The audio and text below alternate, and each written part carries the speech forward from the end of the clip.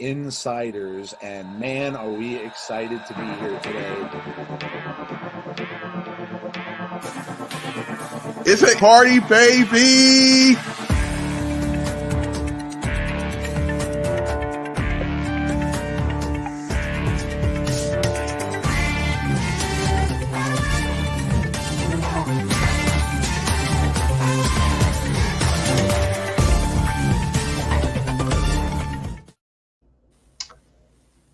As someone famous once said, Saturday. Hey, it is Saturday night, and it is time for the Insiders Weekly Wrestling Show. What is going on, everybody? We hope you are doing well. I'm wearing white. That is really, really weird for me to wear white. It's the Bray Wyatt shirt, though, so I had to kind of wear it, and we'll talk about why. Because, man, when that man tweets, our Twitter explodes. Yes. We'll talk about that. But Jeff, another crazy week in wrestling, man. And we say it every week. And this one was really crazy. Yeah, man. I mean, we had the good, the bad, the ugly this week. My goodness, it's honestly, I know we say this. This is such a great time to be a wrestling fan. Yeah. There's so much going on. I mean, obviously we cover, the New Japan, the WWE, AEW, Ring of Honor, a little bit of NWA here and there. But there's so much other stuff that's out there that people just don't even realize. And I mean, you see Wrestling talking about his you know what? I couldn't do it, man. I couldn't do it. I would just, I couldn't do it. My goodness, man. But yeah, it's another crazy week in wrestling and it seems just to be the norm at this point. So, yeah. Yes, it does. I mean, it's one time after the other, and it doesn't ever slow down. You get one announcement after another. It's crazy. Next week, we've got 2 pay-per-views, one on top of the other next Saturday and Sunday. So we won't be here next weekend because we have an Impact pay-per-view on Saturday night. So when those happen, we can't do this show. So we will miss this show next week, but we will be doing Impact. And then we will have NXT next Saturday, NXT TakeOver in Your House, which is always a great show. So, man, the ball just never, ever stops rolling. So we're going to wrap everything up with a neat little bow for you tonight and put a bow on this past week and then move forward and see what next week brings, what kind of craziness it brings. So let's start by welcoming in some people. We'll go over some business and then we'll get started. Trent, hello to you. Talking about a possible sale. Yeah, I'm sure we'll get to that a little bit. We talked about that a little bit in our we had a show early in the week on a Wednesday, which we really never did, but we had an impromptu show about the releases in WWE. We got into that a little bit. The Coog says WWE fire sale, everything and everybody must go. You're like crazy, Eddie. Everything must go now. Melinda Ford, what's up, Melinda? Kevin Correa, hello to you. We have Big Dan says it was a wild and woolly week in wrestling, and it's time to dive right into it with the inquisitive insiders, that dynamic duo of Joe and Jeff. Yes. James Chadwick. James is watching. Wait for it. Wrestling. Yeah. Warrior Wrestling. Says it's been amazing. It's only been 3 matches. Oh my God, James. I honest to God, I don't know how you do it. I don't know how you do it. The Coog says, love this wrap-up show every Saturday. Thank you. Hello, Dalton. John Cena Gamer, what's up with you? There's Tazzy. It's an insider's party, baby. It is. I'm literally dancing in my apartment right now. The music is fire. Azan White, talking about they drew first blood, not me. What are you doing, a Rambo impersonation? They drew first blood, not me. Great movie, by the way. See Wrestling talking about his Twitter exploding. Yeah, I'm sure. Zon's doing a little Jack Nicholson Joker. Yeah. Danced with the devil by the pale moonlight. Yes. Still my favorite Batman. Sean Rousset, what's going on, Sean? Randy Sam, what's going on? See Wrestling says, did you see my Firefly Funhouse beach party tweet? No, I did not. There it is. I can't see the phone, though. We got a glare. It says something about a SummerSlam Firefly Funhouse beach party. You'll have to read it, Jeff, because it's a little blurry. I can't see it. I really hope we get a SummerSlam Firefly Funhouse beach party. And it has a nice picture here. Let me see if I can get this thing to work properly. Of all the folks. Oh, there you go. Wearing some shades. Bray in the middle, wearing the sunglasses. Okay. Yeah. All right. Yeah, we'll get into that. Noob and Company says, good evening, Joe and Jeff. How are you, Noob? Hello to you. James Chadwick says it started with Warhorse versus Jake something. Oh wow. My God. Wow, that's a good way to start. Rewatch. That's a good way to start a show. Hello, Wally. What's going on? Cheese Whiz 2 is here. DJ Duke is here. And we have Gust is here as well. All right, so everybody's here. Everybody's ready to go. Let's start with the Fiend in the room, shall we? I've got some breaking news. Yeah, so apparently we got a tweet. And it's so crazy. You know, some people can tweet all day long, and no one would care. Bray Wyatt tweets, and everything just goes berserk.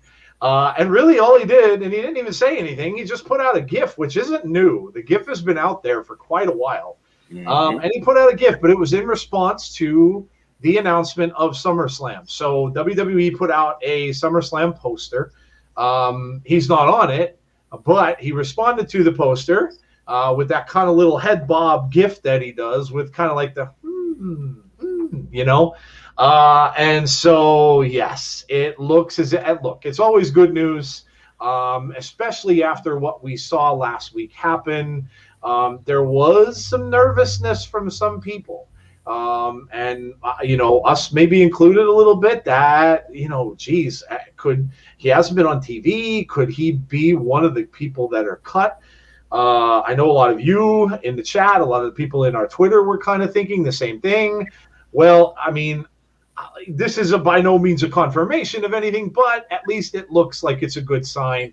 he's kind of given a signal of what we kind of thought, and that is that he's probably going to come back to SummerSlam. SummerSlam seems to be his pay-per-view. That's where we know he started with The Fiend. He seems to be, an attraction at SummerSlam. The other cool thing is that he's going to his favorite football team's stadium to do this. He is a huge Oakland Raiders fan, Las Vegas Raiders now, and that is where SummerSlam is being held. So he will probably love that because I'm sure there'll be players from the Raiders that will attend the event. So yeah, I could probably bet that will be the next time we will see Bray. Maybe before, maybe they'll build something up. It'll be a storyline or something they'll build up. So maybe we'll get something coming soon. But if not, I'm pretty sure, Jeff, that we will probably, see him back at SummerSlam, whether it's a full match or whether he just comes out and attacks his next victim. Yeah, I mean, going back to what you said earlier, it's interesting how one man not typing a word, just posting a GIF, how that just breaks Twitter. And I mean, I'll be honest with you, I was sitting here watching some movies and kind of had the phone sitting off to the side because I was trying to relax a little bit.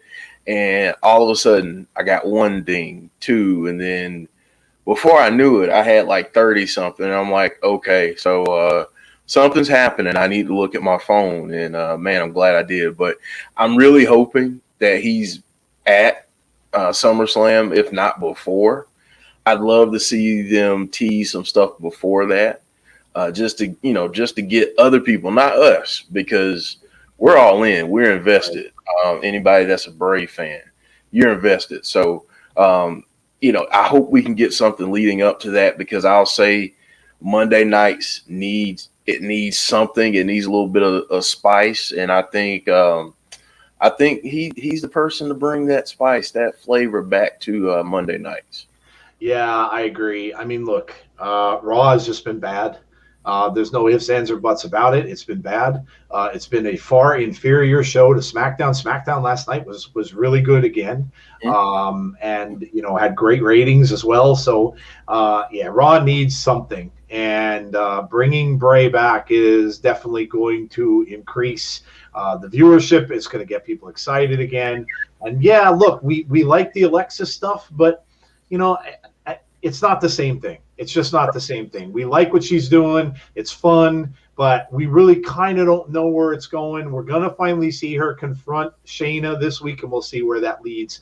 I think it's time that we all see him come back. And now the thing is, and this is what Jeff and Jody can talk about on Monday. Jeff and Jody will have something to talk about. Yay. But this is what they can talk about now, because now you can get the wheels in motion about what is it going to be, who's it going to be against, how is he going to come back. We don't know. We don't know if he's going to come back as Firefly or in the Funhouse. We don't know if he's going to come back as Cult Leader Bray. We don't know how he's going to come back. We don't know if the Fiend is going to be. We have no idea. But now it gets the ball rolling. And who's it going to be? Who's he going to face? Is it going to go back to Randy Orton? Is it going to be somebody else completely? People are putting pictures up of Finn Balor. We don't know. But at least it's out there, and at least it looks as if we are finally going to see Bray Wyatt again, which is great for all of us in this community, and is going to make SummerSlam that much more of a can't-miss show. So, all right. Well, that was our breaking news. That was what we got just today.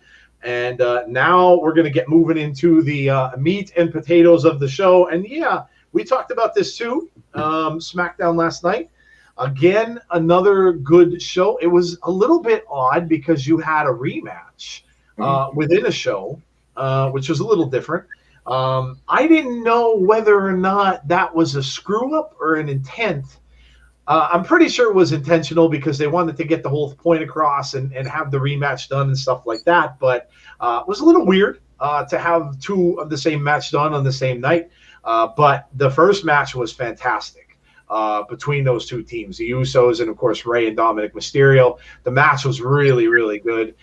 You got that weird ending, and then they had to give them the rematch. Yeah. The rematch, it wasn't really as good as the first part, as the match, but Again, Roman just came out and obliterated both of them. And you saw Jimmy Uso kind of got out of the ring and said, no, stop. He's trying to stop him from doing what he was doing. And then Jimmy kind of walked out. So Jimmy's still not bought in. So that's, everyone was thinking, well, is he going to go after Jimmy? We don't know, or if they're just going to let this play out. But I like it, Jeff, because you know what? Even though Roman has no match, and it's obviously he doesn't have a Hell in a Cell match as of yet, he's still the centerpiece there regardless. And I like the way they're playing this because even though Jimmy and Jay are the focal point now, and he's kind of, taking a back seat a little bit, he still is the one that is still front and center on everybody's mind. So I kind of like how they're doing this. Man, it's almost criminal that we didn't get this Roman years ago. Yeah.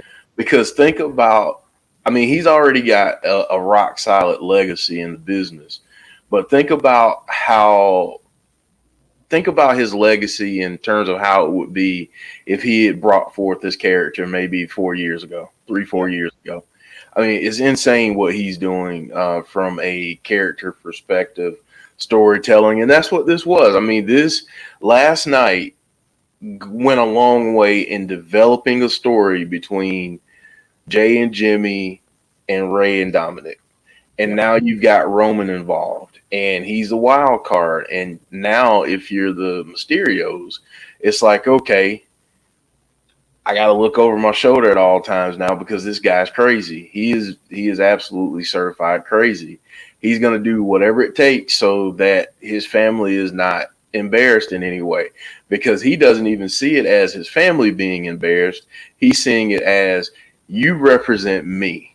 If you look bad, you're disrespecting the family, which I love, man. I absolutely love this. I got to shout out to and say this for some people. I know people give Baron Corbin a lot of hate and I'll say a lot of things about him. I don't know that he's been better than what he is right now. And I'm absolutely loving this feud with Shinsuke. I absolutely love it. They're doing some funny stuff, but I love it. I absolutely love it. So, I know a lot of people are like, oh, I can't stand him. You know what? Then he did his job, and he's been on top of his game lately. So, yeah. And who would have thought? He was an afterthought for anybody. Exactly. Nobody ever even considered him. He won King of the Ring. He was an afterthought. No one cared. When he showed up on Raw that one time, oh my God, everybody was livid. And now he's involved in this, and it seems like, hey, they finally are taking two guys. Nakamura, they kind of really never knew how to push him at all. People were saying it was because he still didn't speak English very well and stuff like that. And the way he's coming out and with the entrance that he's got now, and then Corbin, of course, fighting over that crown back and forth. Yeah, it has a little bit of everything. It has a little bit of comedy. It has a little bit of, rock and roll, which I like. Yeah, I agree. I dig it. I like it a lot. I also like the Kevin Owens and Apollo story as well. Yeah. KO, comes down and gets that beating backstage, and then KO, kind of like he always does, picks himself back up and goes down and wrestles a match. And there were times you kind of thought, is he going to pull off a win here? So yeah, SmackDown has just been far superior, and it's crazy because it's almost like you have two completely different creative. Like, how can the same kind of creative be involved with SmackDown and be involved with Raw? It's just beyond me, because it's just two totally different things. But Roman was brutal. And it got me to thinking, and the chat can get in on this. When was the last time you saw two families fight in a tag team match? Like two legit families. And it got me thinking, and I'm like, I really like, I'm thinking the Hardys. I'm thinking, could it be WCW? Was it Harlem Heat? Could it have been Harlem Heat? Could it have been the Steiner brothers? The Dudleys aren't really brothers. They're not a family at all. So they don't count. But when was the last time two families actually fought each other in the ring in a tag team match? It's a good one. I didn't get a chance to look it up, so I'm not really sure. But that was interesting too. So kudos to SmackDown. Go ahead. I was going to say, Joe, going back to your comment about how is this the same creative staff. Honestly, if you want my opinion, which it is what it is, I think they know that they have the people in place that they really want in place on SmackDown. They still have no clue which direction to go with Raw. And I honestly think it's because they know they don't have the star power over there. Even though you have Lashley as a champion, you have Drew, you've got Randy, you've got all of these people that you have over there. But again, it's like, who's reaching out and captivating everyone? Clearly, Roman has done something. He's tapped into this just unbelievable character right now. But they've got to find a similar person that will step up. I think they're trying to do that with Bobby Lashley, but it's just not there yet. I mean, I want to give them a little more time, but I think they've got to find that person and say, and I honestly think they need to do it with the female, but they need to find that person and say, okay, this is going to be around you. You're going to propel this show. We got to get you out there in front and just blow the roof off of everything. Yeah. We even have some crazy. I love batshit crazy Seth. Yeah, and now I'm kind of even starting to enjoy batshit crazy Bailey. I mean, what is going on with her taking over all the monitors in the Thunderdome, and that hysterical laugh that she's got? So yeah, they're experimenting with some people. They have different things. When Seth first came back, he wasn't kind of like he is now. So he's kind of evolving a little bit. Bailey is just going nuts. Like there's something going on with her too. So they're evolving people there. They're throwing things at the wall and they're seeing what sticks. And I look, that's why SmackDown is better. It's just, this is all the reasons why SmackDown's been enjoyable. And honestly, last night's show was one of the most enjoyable SmackDowns I've seen in a while. I really, really enjoyed the show. I thought it was just a fantastic show. Carmella, of course, beats Liv. Really, I was really hoping for Liv Morgan to win that. I really was. I thought after the breakup there that, okay, maybe they're going to give Liv her shot. She came back out. She looked like she was continuing the story that she started when she brought her character back many, many months ago. And I really thought she was going to get, but that was the only thing that seemed a little weird to me, because now obviously it seems, well, no, we're kind of restarting Carmella instead of restarting Liv. So I don't know. I like Liv, and I was really, after hearing her talking before that match about Carmella, I'm like, oh, maybe they're going to let Liv win one here. And I think if there was any kind of a mistake that I would have thought in the show, I probably would have had Liv Morgan win that match, just because of the fact that her tag team partner is now gone, to kind of put her in a new direction. But what are you going to do? All right. Bailey is a hoot, someone said. Yes. She is. Yeah, I don't know what's going on with that laughter and stuff. It's crazy. Tazzy saying Street Profits. Yeah, they gave a little tease. They had a little picture of themselves with MVP. I would dig that. I would totally dig that. If they got, and look, they might be getting pushed that way, because they got a little brutal against the Usos, and so maybe some of that is maybe they want to get to that point and they want to go that direction with them, and I could totally see them as a heel team. I'd absolutely love it. Absolutely love it. Butterspark saying they should have pulled the trigger. I agree. Let's see. A rumor due to a picture Andrade posted that Charlotte could have. Oh, okay. All right. Really? Oh, that would be, well, yeah. I mean, look. Oh, and congratulations to Lacey Evans. While we're on that topic, Lacey had a gender reveal. So obviously, congratulations to Lacey. Yeah. So congrats to her as well. So yeah. Well, look, that I wouldn't be shocked. I mean, we know that Charlotte is, and Andrade have been spending some time together. Charlotte was away, so I wouldn't be shocked. Although WWE best prepare, because now you're going to lose another one of your staples on Monday Night Raw, especially in that women's division that's really kind of lacking right now, for lack of a better word. So they best be ready to pull the trigger on something, whether it's to fill some of those holes with NXT people, or maybe you're going to put a rush on Becky Lynch to get her back. But they better get ready. They better get ready. All right. Our next topic: Jimmy Smith impresses in Raw debut. Let me read Alex's question quick. What if we get Ray versus Roman?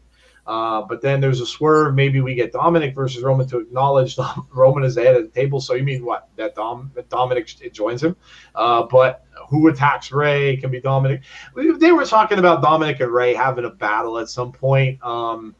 You never know. I mean, wrestling can go really any direction. You just don't know. I don't know that they'd be doing that now. I think they'll kind of stick with what they've got for a little while and just see. I think it's going to end up being that whatever they're going to do is going to bring Jimmy over to the side of Jay and Roman. I think that's where they're going to try to solidify that, the family even more. So, all right. So Jimmy Smith impresses in Raw debut. We talked about this on our show last week, and we mentioned a lot of, is this going to be more of the same thing? That's what we talked about with Jimmy Smith. I have to say, Jeff, he did his homework. He knew his stuff, and he was very impressing to me. What he impressed me the most with is how his conversation flowed, how he kept, he was talking about stories, he was talking about backstories and things like that. And he was, to me, he did a fantastic job on his first night. Definitely looked as if, to me, they had him better prepared.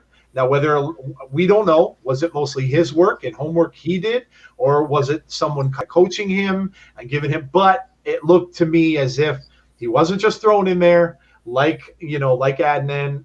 It looked as if he was very well prepared. He knew what he was talking about, and also he really seemed comfortable and seemed to be enjoying his time there. And that was what was evident to me. But a fantastic job. I have no complaints at all. Yeah, I mean, he did great. And I mean, we were texting back and forth at the beginning talking about how even in the beginning, it looked like he was more confident. He was, you could tell that he was prepared for sure.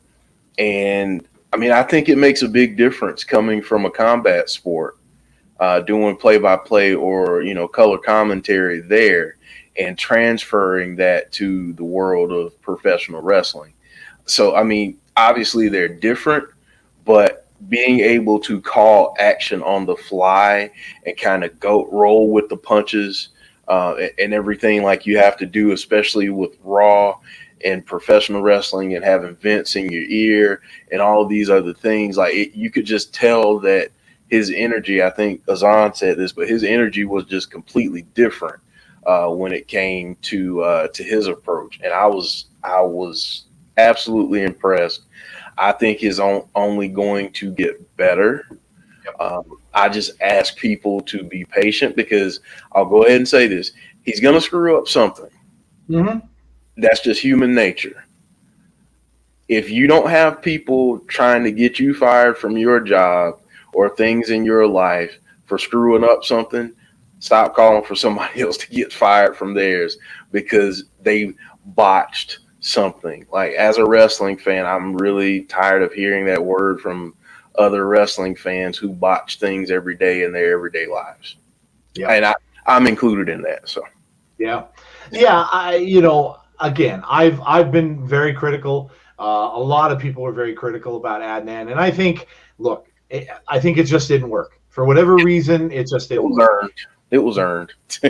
Right. It just didn't work. It doesn't mean the guy's a bad dude.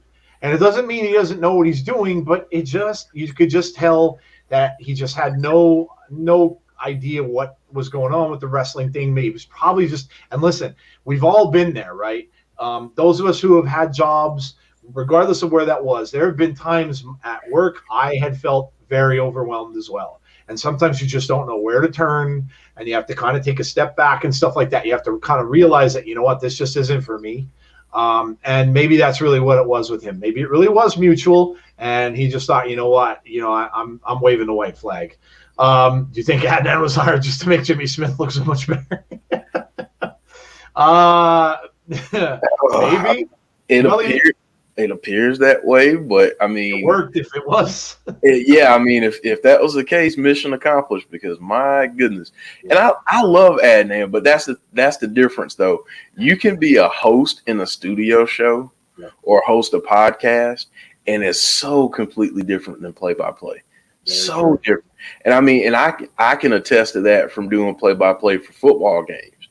I mean, it's a different beast. I mean, I was mostly the color commentator for the radio broadcast, but it's like, man, when you step into play-by-play, you have to be just on top of everything and be able to go, on the fly. So yeah, and I mean, the faster the sport gets, you have sports like basketball where they're up, down, up, down, up, down, up, down. Those guys have to be really. That's why you see. I was just watching the Nets and the Bucks playoff game.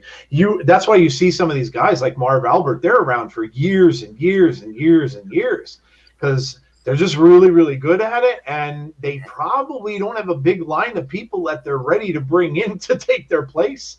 Because it is not easy. It is absolutely not easy. I agree.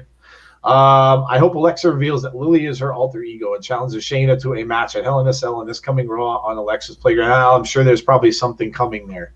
I would imagine that Monday we are definitely going to get something. I get the feeling WWE is going to lose Charlotte to pregnancy. It's either time for Becky to come back or to have Asuka be more involved or bring NXT. Yeah, they've got to fill that roster. There's no question. They've got to fill that roster. Harlem Heat and the Steiner brothers, Jen Carter, good call. I was thinking about that. Some people mentioned the Young Bucks. So great calls. But yeah, it just had me thinking. I'm like, this is kind of cool. Butterspark says if the Fiend versus Orton match would take place at SummerSlam in Vegas, Raider Stadium in front of 60,000 plus, you can guarantee that the match will be in the ring. Yeah, I don't think it's going to be a cinematic match. I think cinematic matches are pretty much going to be done for a while.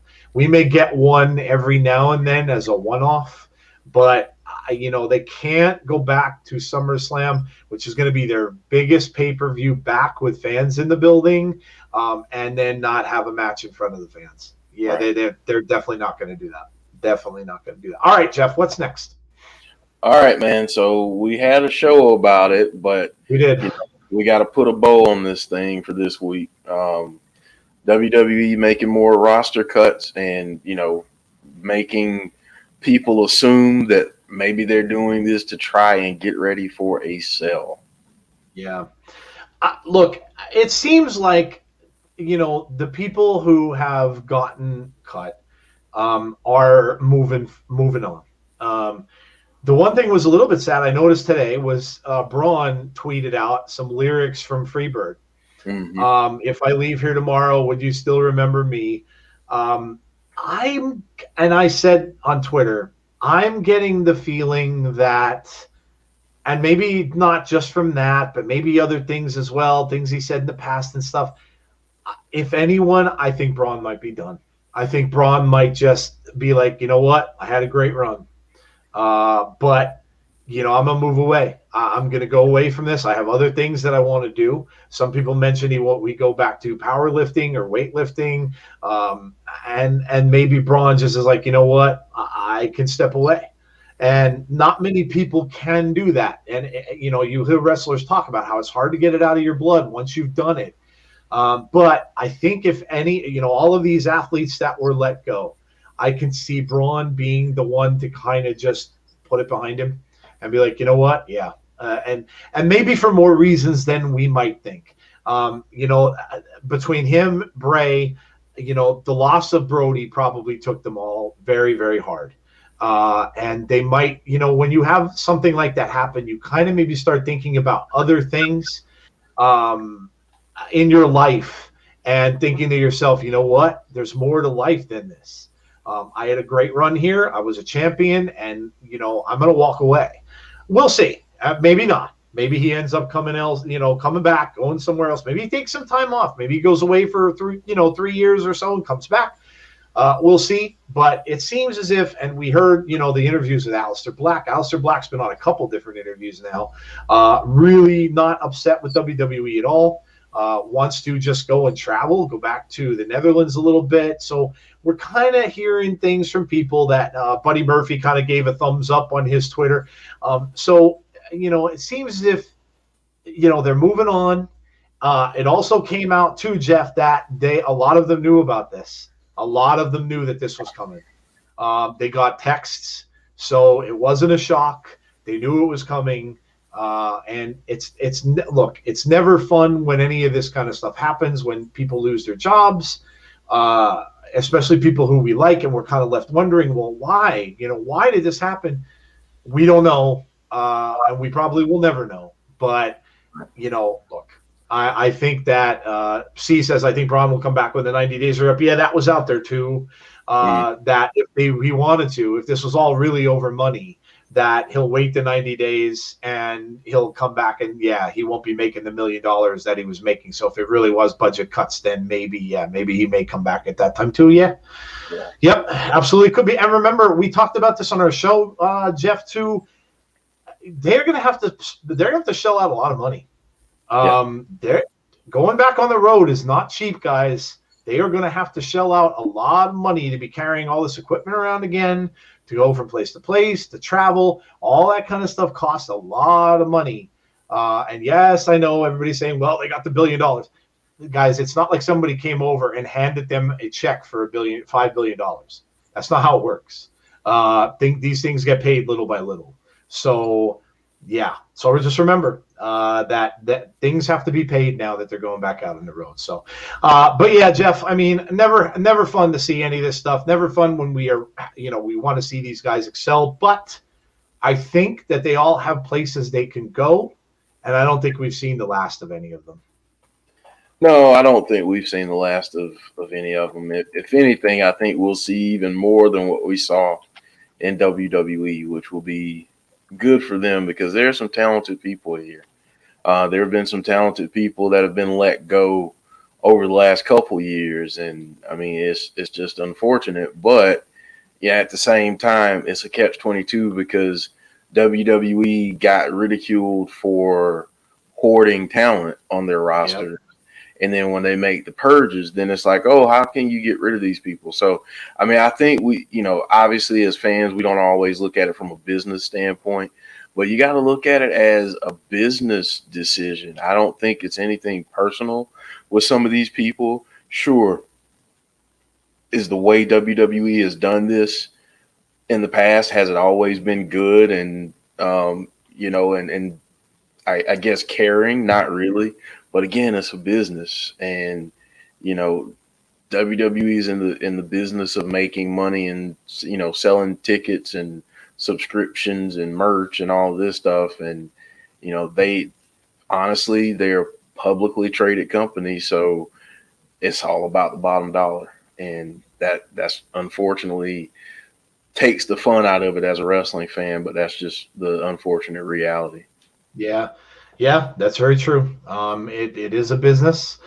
They have to do things for the business, and sometimes it's it's not ideal. It's not what everybody wants to see. And the sad part about it is that they're saying it may not be over. The thing is, like Jeff was saying, their roster was huge, and they're just at a point where they're not using a lot of people.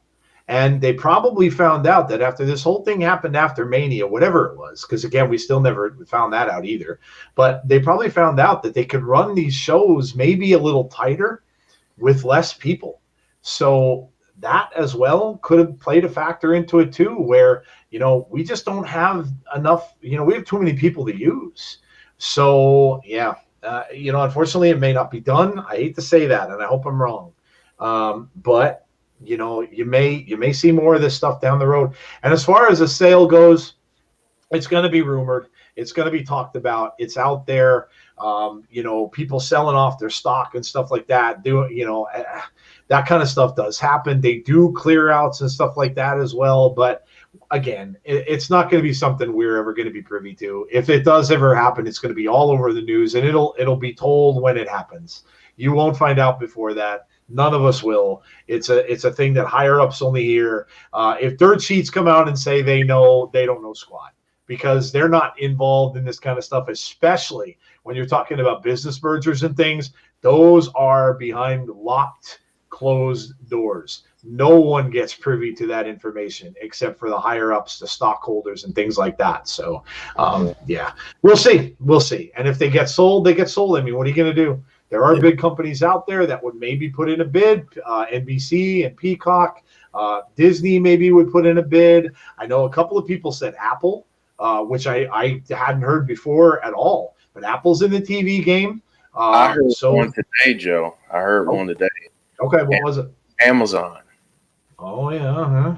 I heard Amazon. I mean, Jeff Bezos is out here spending money on caves with crazy stuff. I mean, he could pay $4 or $5 billion for WWE. Dude, especially with how much Amazon has gained from the pandemic. Yeah. Oh yeah. I mean, I see more Amazon trucks on the road every single day going to work than I've ever seen in my life. So yeah, I wouldn't be surprised, but we'll see. I think that if they're thinking of pulling the trigger on something like that, I think they're probably going to wait to see what the live reactions of fans are again.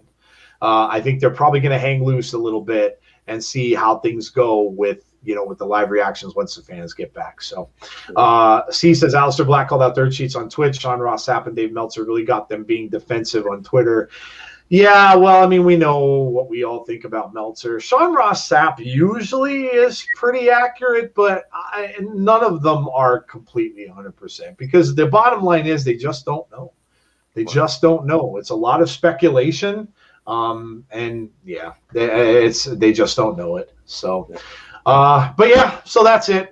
Let's hope we don't have to talk about this again for a little while, and move on from here. All right, what do we got next, Jeff?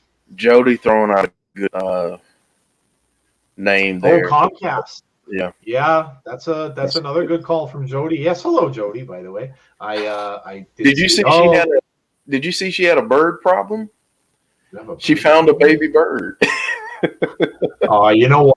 They're all over the place now. I was outside my house the other day, and I have my dog out, taking her out in the backyard, and all of a sudden I see this thing fall from, had to be above my roof, that's in the back of my house, like over where my daughter's room is, and I see this thing fall, and it looks like a furry ball, and I'm like, what the hell? And it just comes down and it lands on the sidewalk. And it starts to walk. I'm like, oh my God, it's a baby bird. Well, they're very puffy. They have like a lot of, the feathers are kind of ruffled and stuff like that. And it started to walk on my sidewalk. And I'm like, oh no, there I am with the dog. And then it started to walk a little bit, and then it flew. So I'm guessing that's the mother's pushed him out of the nest. So that was probably what happened. The mother probably pushed it out, and it's like, go and fly. And if you can't, you're screwed. So, but yeah, they're all over the place. It's hard to know what to do with them too, because I've been told, and I don't know how true this is because I don't know a lot about birds, but I've been told that if you touch them, or if the birds smell anything on them, they won't go. Yeah, they won't go back with them or go near them anymore. So, but yeah, that sucks. It's just the time of the year, and they toss them out of the nest, and if they don't fly, yeah, well, they're cat food. The cats grab them, or some other animal will come and grab them, which sucks. But hello, Jody. I hope you're doing well. I hope everything is well with you. Hope the health is getting better, obviously, too, as well. And yes, Jody got another tattoo. I did see that. I saw that she visited Kyle again. St. Louis is great. I've been there before with a tattoo I saw the other one that you got. Looks really cool. Really cool. Kyle's a master at that stuff. Good grief. He really is. He is a masterful tattoo artist. Absolutely. I think Black was annoyed at Sean Ross Sapp because he was teasing the releases the day before behind paywalls on Patreon. Yeah. Oh yeah, that's pretty horrible. It's sleazy. That's That just. is. I mean, and I like Sean Ross Sapp. I think I put him and Gary, up on a little bit higher of a pedestal than others, but yeah, I mean that putting it behind the paywall, like really you're profiting off of That's of others. Yeah, that's I can't stand that. that's crappy. It really is, for lack of a better term. That's lousy. Yeah, that's really lousy. Agreed. All right. Oh, look at this. Yeah. Lesnar was in the news. That was only a matter of time. Oh, it was only a matter of time. We knew he'd be back. We just wondered when. And his name is now off of the what is that list that the WWE has for their athletes. He's back on the active roster again. Paul Heyman mentioned him.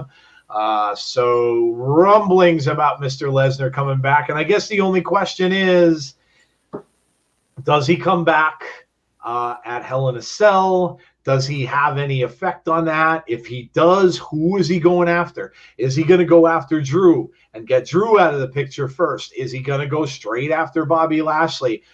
I don't know, but it looks like the Beast is back. And boy, oh boy, look, if he shows up on Raw, it's going to be really interesting what's going to happen there, because is Paul going to even try to come out with him to the ring at that point, now that he's got one of his most vicious enemies in his stable?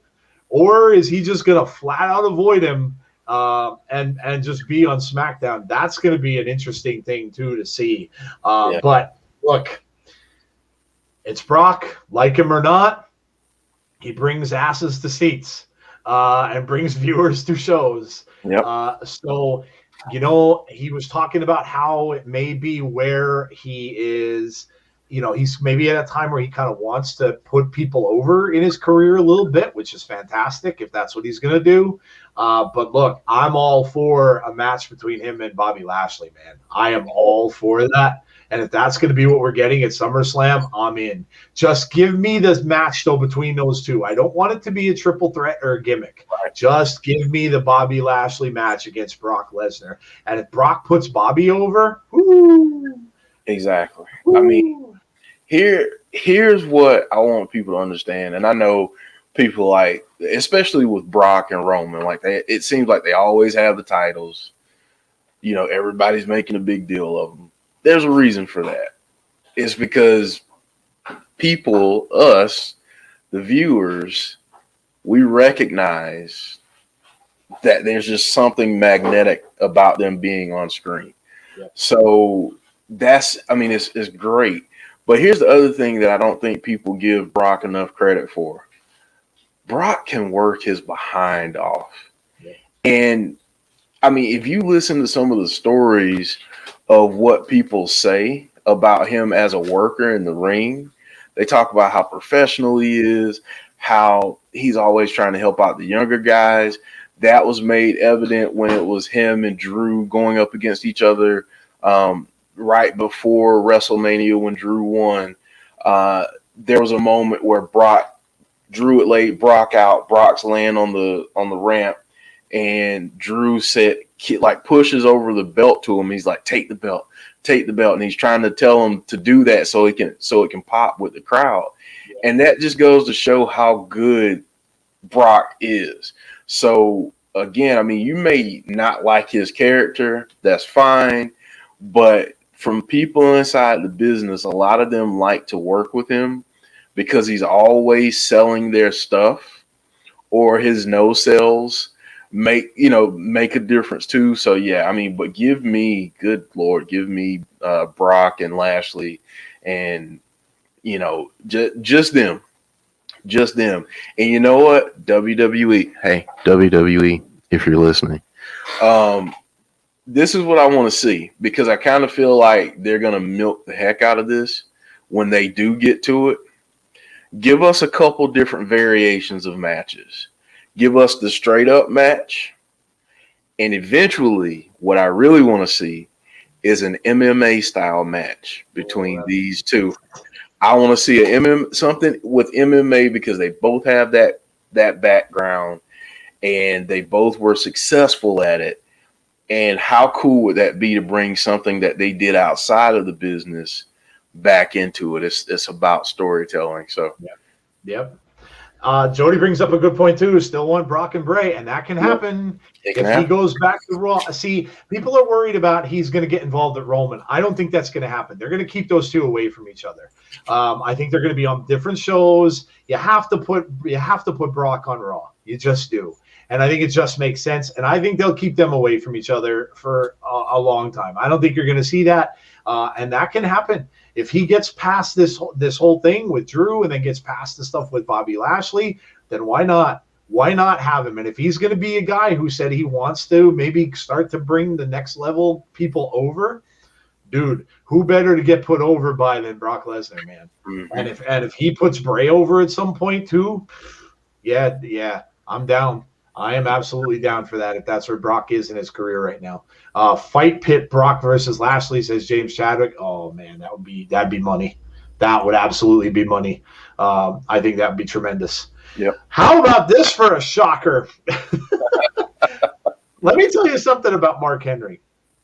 Mark Henry's got to be one of the best person at keeping crap from spoilers and dirt sheets. No one saw this coming. Nobody. I didn't read about this or hear this from anyone. And he showed up on that pay-per-view and just, I mean, man, people were shocked. You saw the looks on people's faces that Mark Henry is there. And I'm going to tell you, as this has gone by, and I've heard things from him the last few days. You guys all know I listen to Busted Open almost daily. And I've heard, I don't get to listen to the whole show. I listen to maybe about a half an hour of it on my way to work usually. But I've heard Mark talk now the last couple days. I love what they're having him do. I will tell you how he explained it. He is going to be an advisor for them.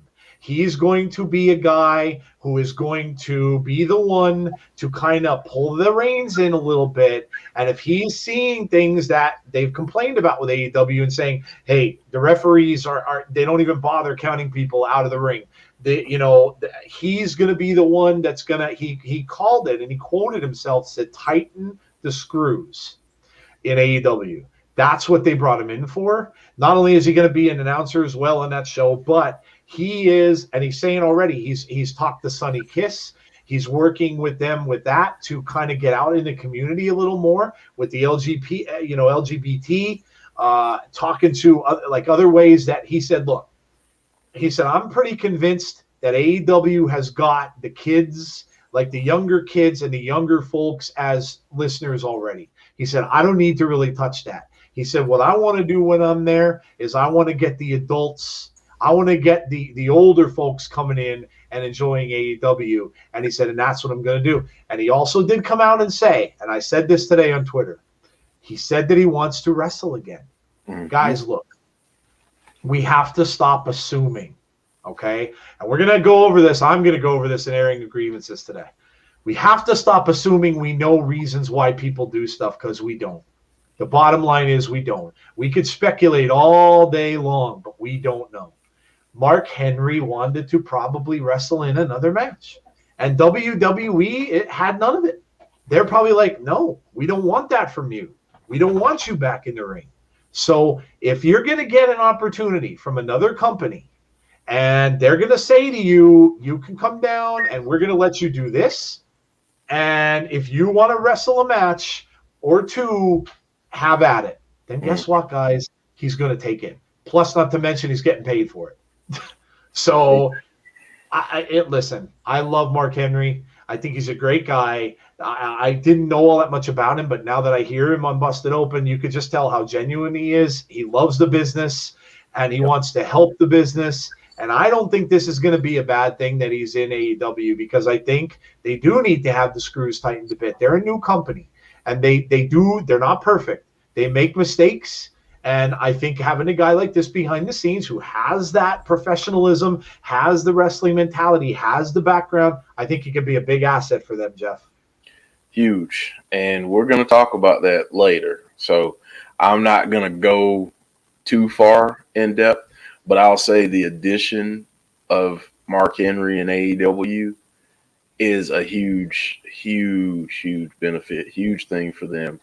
It's just going to help them. It's going to help him. It's going to help them improve their match quality because let's just go ahead and address the elephant in the room. More often than not, I'm seeing wrestlers do spots on AEW programming where an inch here, a centimeter there, and we're talking about a horrific wrestling injury. One almost happened last night with Red Velvet. So for me, I think it's going to help them step up their game. But I want to go to what Sean Rouse said and kind of piggyback off of what you said. He wanted an office position in WWE. And you know what? Shame on WWE for not giving him that. After what he did in that company, for that company, and they didn't give him a chance, it's just absolutely asinine for them to not give him that opportunity. One thing is WWE needs more people in the front office and in positions that matter of color. They need people of color in those roles. I'm going to give WWE a huge hand clap because they just hired 4 female writers who happen to be African American. Hey. For SmackDown. Wow, that's great. That's awesome. That's great news. So this is the kind of thing that WWE, like, maybe they learned their lesson after he went there. Maybe they're like, you know what, crap, we screwed up. And maybe, they're starting to address that, but they've got to get in the mindset, especially if they're going to stop the skid of their viewership and everything. And we'll see how the attendance is when they go back out on the road. But they've got to get more representation in there. They've got to get more women.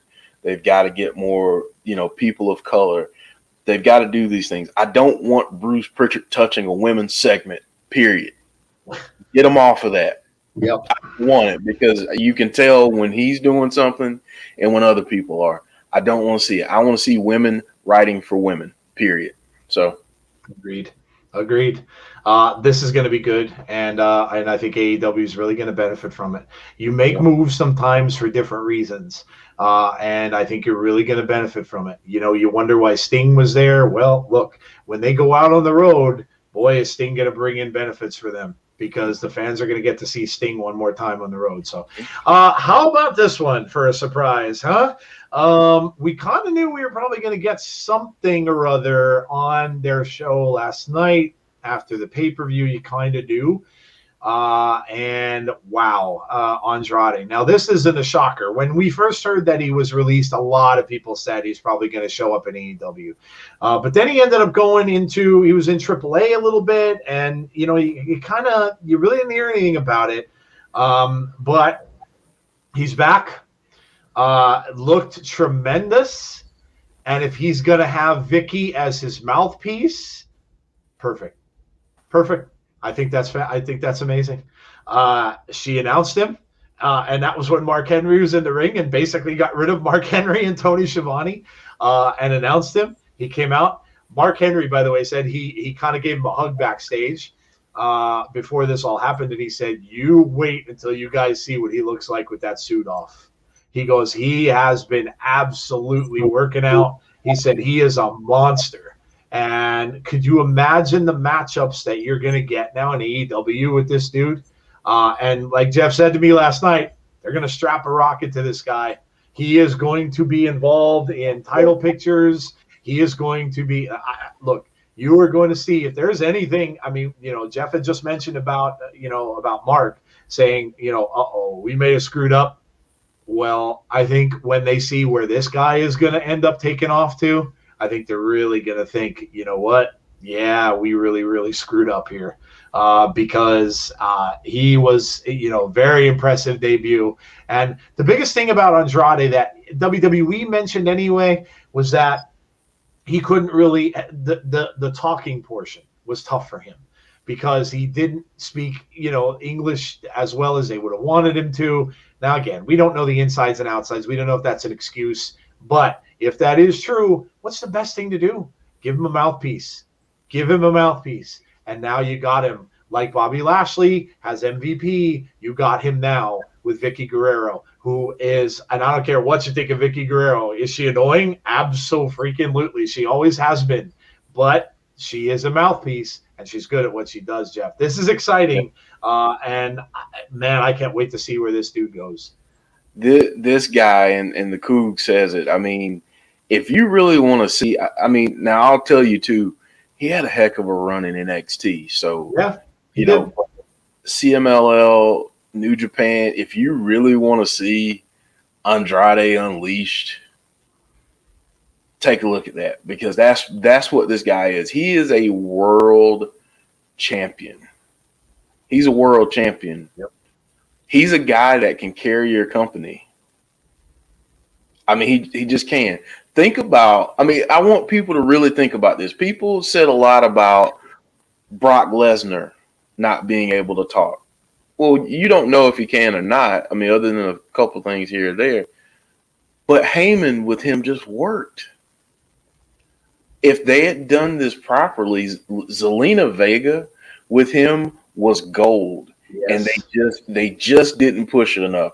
So here's what I'm really hoping to see out of him. We know that him and Kenny are going to go head to head at Triple Mania. We already know that's going to happen at Triple Mania. Well, imagine this. What if we start to see the decline of the belt collector now? And let's say that the belt collector becomes the belt loser. And he loses one in Impact. And then he loses AAA. Then he loses AEW. Yep. Think of that for a second. Might lose the Jungle Boy. Well, the way they're building him up. I'm just saying. But I mean, it's crazy because Andrade is a star. He looks like $1 million. You could tell, like I could tell looking at him last night. I'm like, this dude is jacked. Like he's jacked. You can tell he's been hitting the weights. Yeah. So it's not just that lane anymore of, well, he's a smallish guy. No, you can match him up with anybody. And AEW, Impact, New Japan, if you're listening, please let this guy go to Impact some. Let him go to New Japan some. And have some crossover matches. Thank you. I could tell you. I mean, imagine him and Moose. Him and Moose. That's right. That's right. Him and Josh would be fire. Oh, yeah. Him and Josh, crazy. Yes. Yep. Absolutely, man. I look. Kudos to there's people in our chat that are fans of AEW. We maybe don't give them a lot of credit. Their pay-per-view, I didn't see all of it. I saw some parts of it. People said it was good. People said they enjoyed it. Their announcements that they're making, I think they're on the right track. I think they're making good sense with these people that they're bringing in. And look, it's a young company. We forget that. They've only been around for a little over a year. So, you know what? I think what they're doing is going to help them.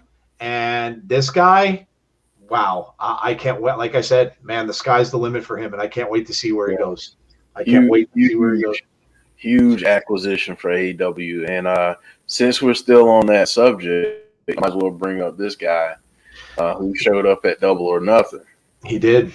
Yes, Lio Rush shows up at the pay-per-view, and now New Japan as well. So Leo's getting himself out there, it's been a little while since we heard from Lio Rush. A lot of people, and I don't know. I mean, you guys could tell me. Those of you who watched the pay-per-view, I didn't get to see much of it. I saw kind of bits and pieces here and there. Try to watch some of the highlights, and I saw his appearance. And you guys could tell me. how was your feeling when you got that? You kind of almost knew there was going to be some surprise entrant there, but you didn't know what it was. When Lio Rush showed up, was it a shocking thing? I mean, I see Conrad. What's up, Conrad? Was it shocking to you guys when you were watching this pay-per-view that Lio showed up there? And are you excited about it? I mean, is Lio Rush being around exciting? Again, look, I think it's cool. The man has been around. He's proven himself. And I think it was cool to see him show up there.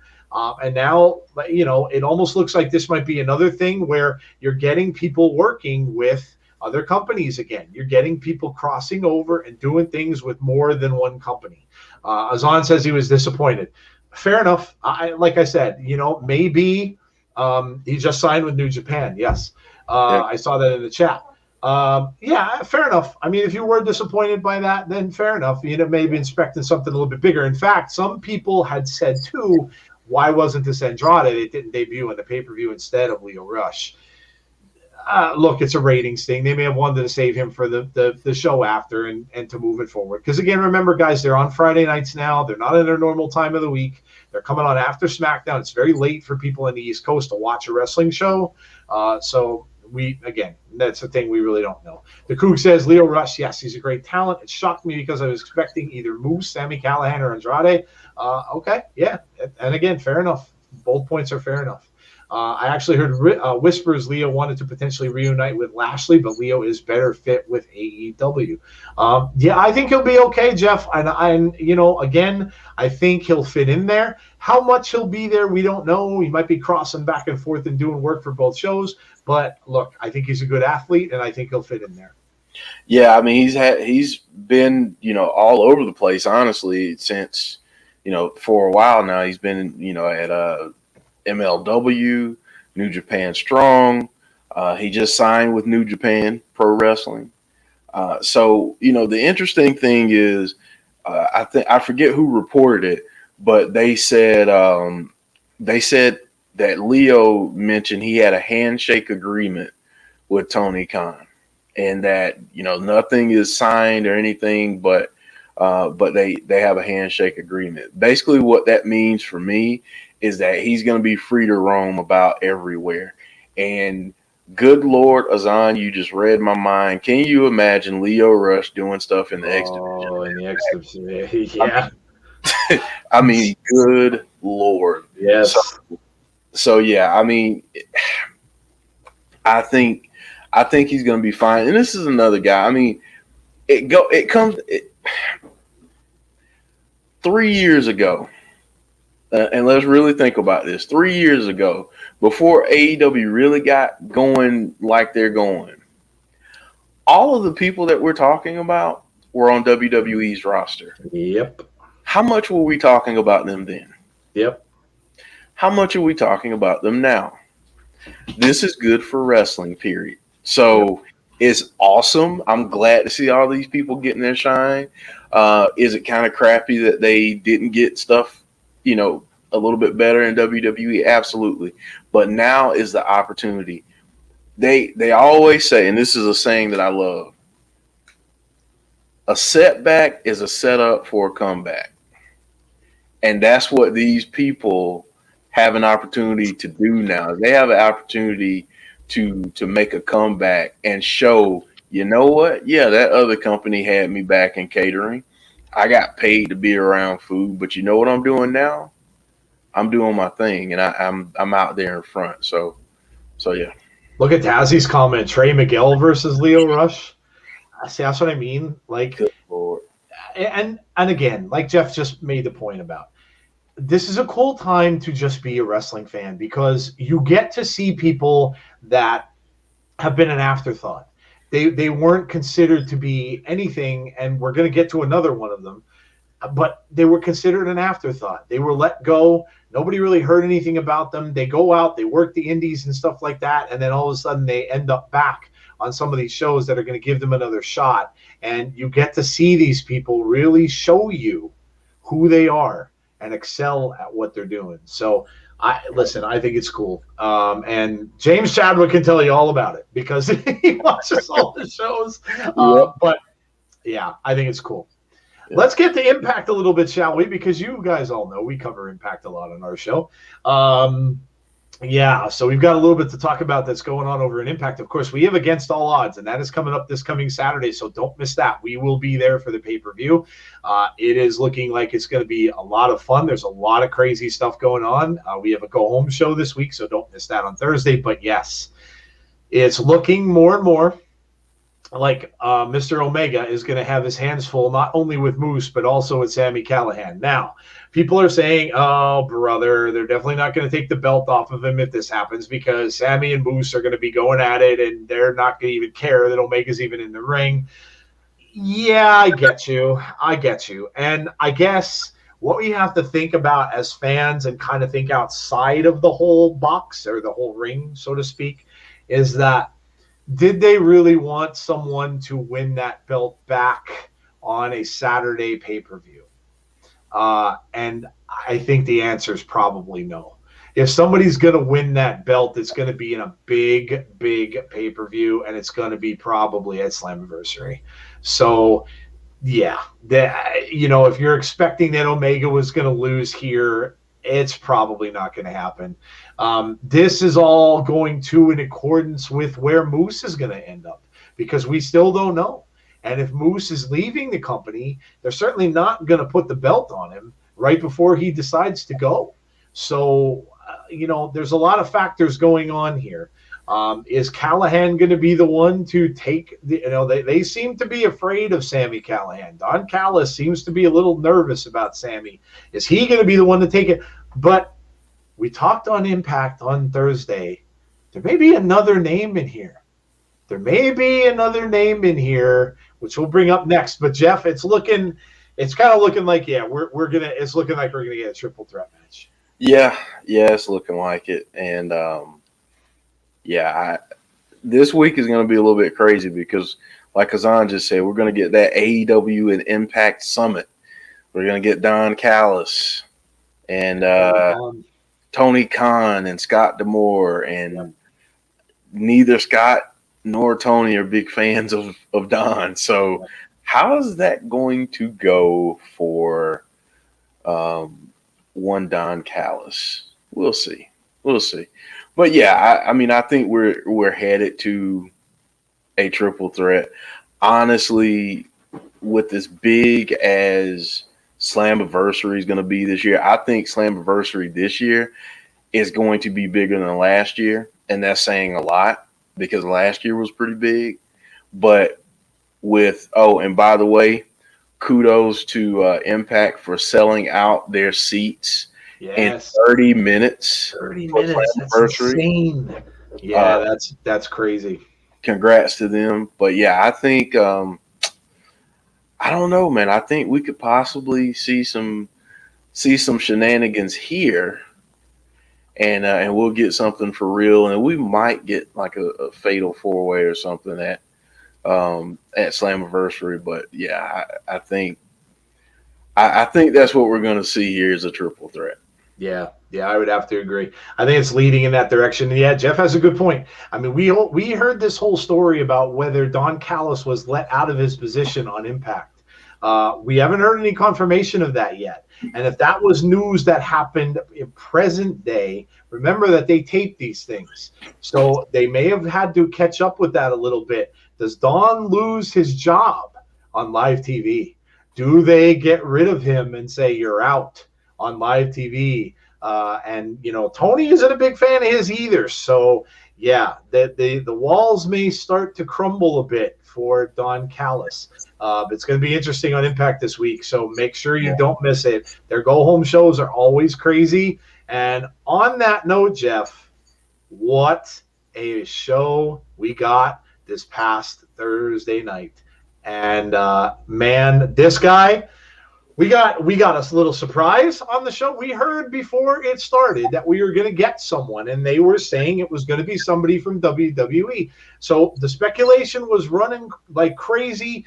Everybody was saying, oh, could it be this person, could it be that person? A lot of people thought it was going to be somebody that got cut. Well, it was. It just wasn't necessarily the person that they thought. And again, the dates were kind of wrong on a lot of them because they can't reveal themselves until a little bit later. So it's Macklin. who appeared. I liked the little vignette that he did. He had the little bottle of whiskey there with the and is that a skeleton ice cube in that glass? It's a skeleton. That's Yeah, pretty damn cool. pretty cool. That's a This skeleton. guy was let go after a New Year's Eve party. I didn't know that. I did some reading up on it, and yeah. So again, we're getting, and I don't know, Jeff, but to me, these little vignettes that they do wasn't much. You didn't get much, but reminding me a lot of what we saw from EC3. Very, very small little kind of teaser type things. And it reminded me a lot of what we got from EC3 last year before that happened. So I am excited to see, again, this is somebody else, like Jeff mentioned earlier, that wasn't used. And, he's coming from another place into a better opportunity for himself. And again, I'm anxious to see where this goes, but I'm getting vibes of EC3, man. Hey, I don't know how many people got a chance to check us out on ATI after the Impact, but Tazzy, I'd said this to Tazzy, and I think I made him just stop and ponder for a few minutes. With what's going on right now with Diener, wouldn't it be the perfect thing for Violent by Design to drop the tag titles and they kick Diener out and bring Macklin back in? They bring Macklin into the fold, and you kind of get that, that same vibe, like you said, with EC3, but you get him and Eric Young back together, and oh God, like that would be so cool. But yeah, I mean, this is another guy that's going to get an opportunity to show what he can do, and I, for one, am so excited to see what he does in Impact, because I think it's going to be money. Yeah, I agree. I think so too.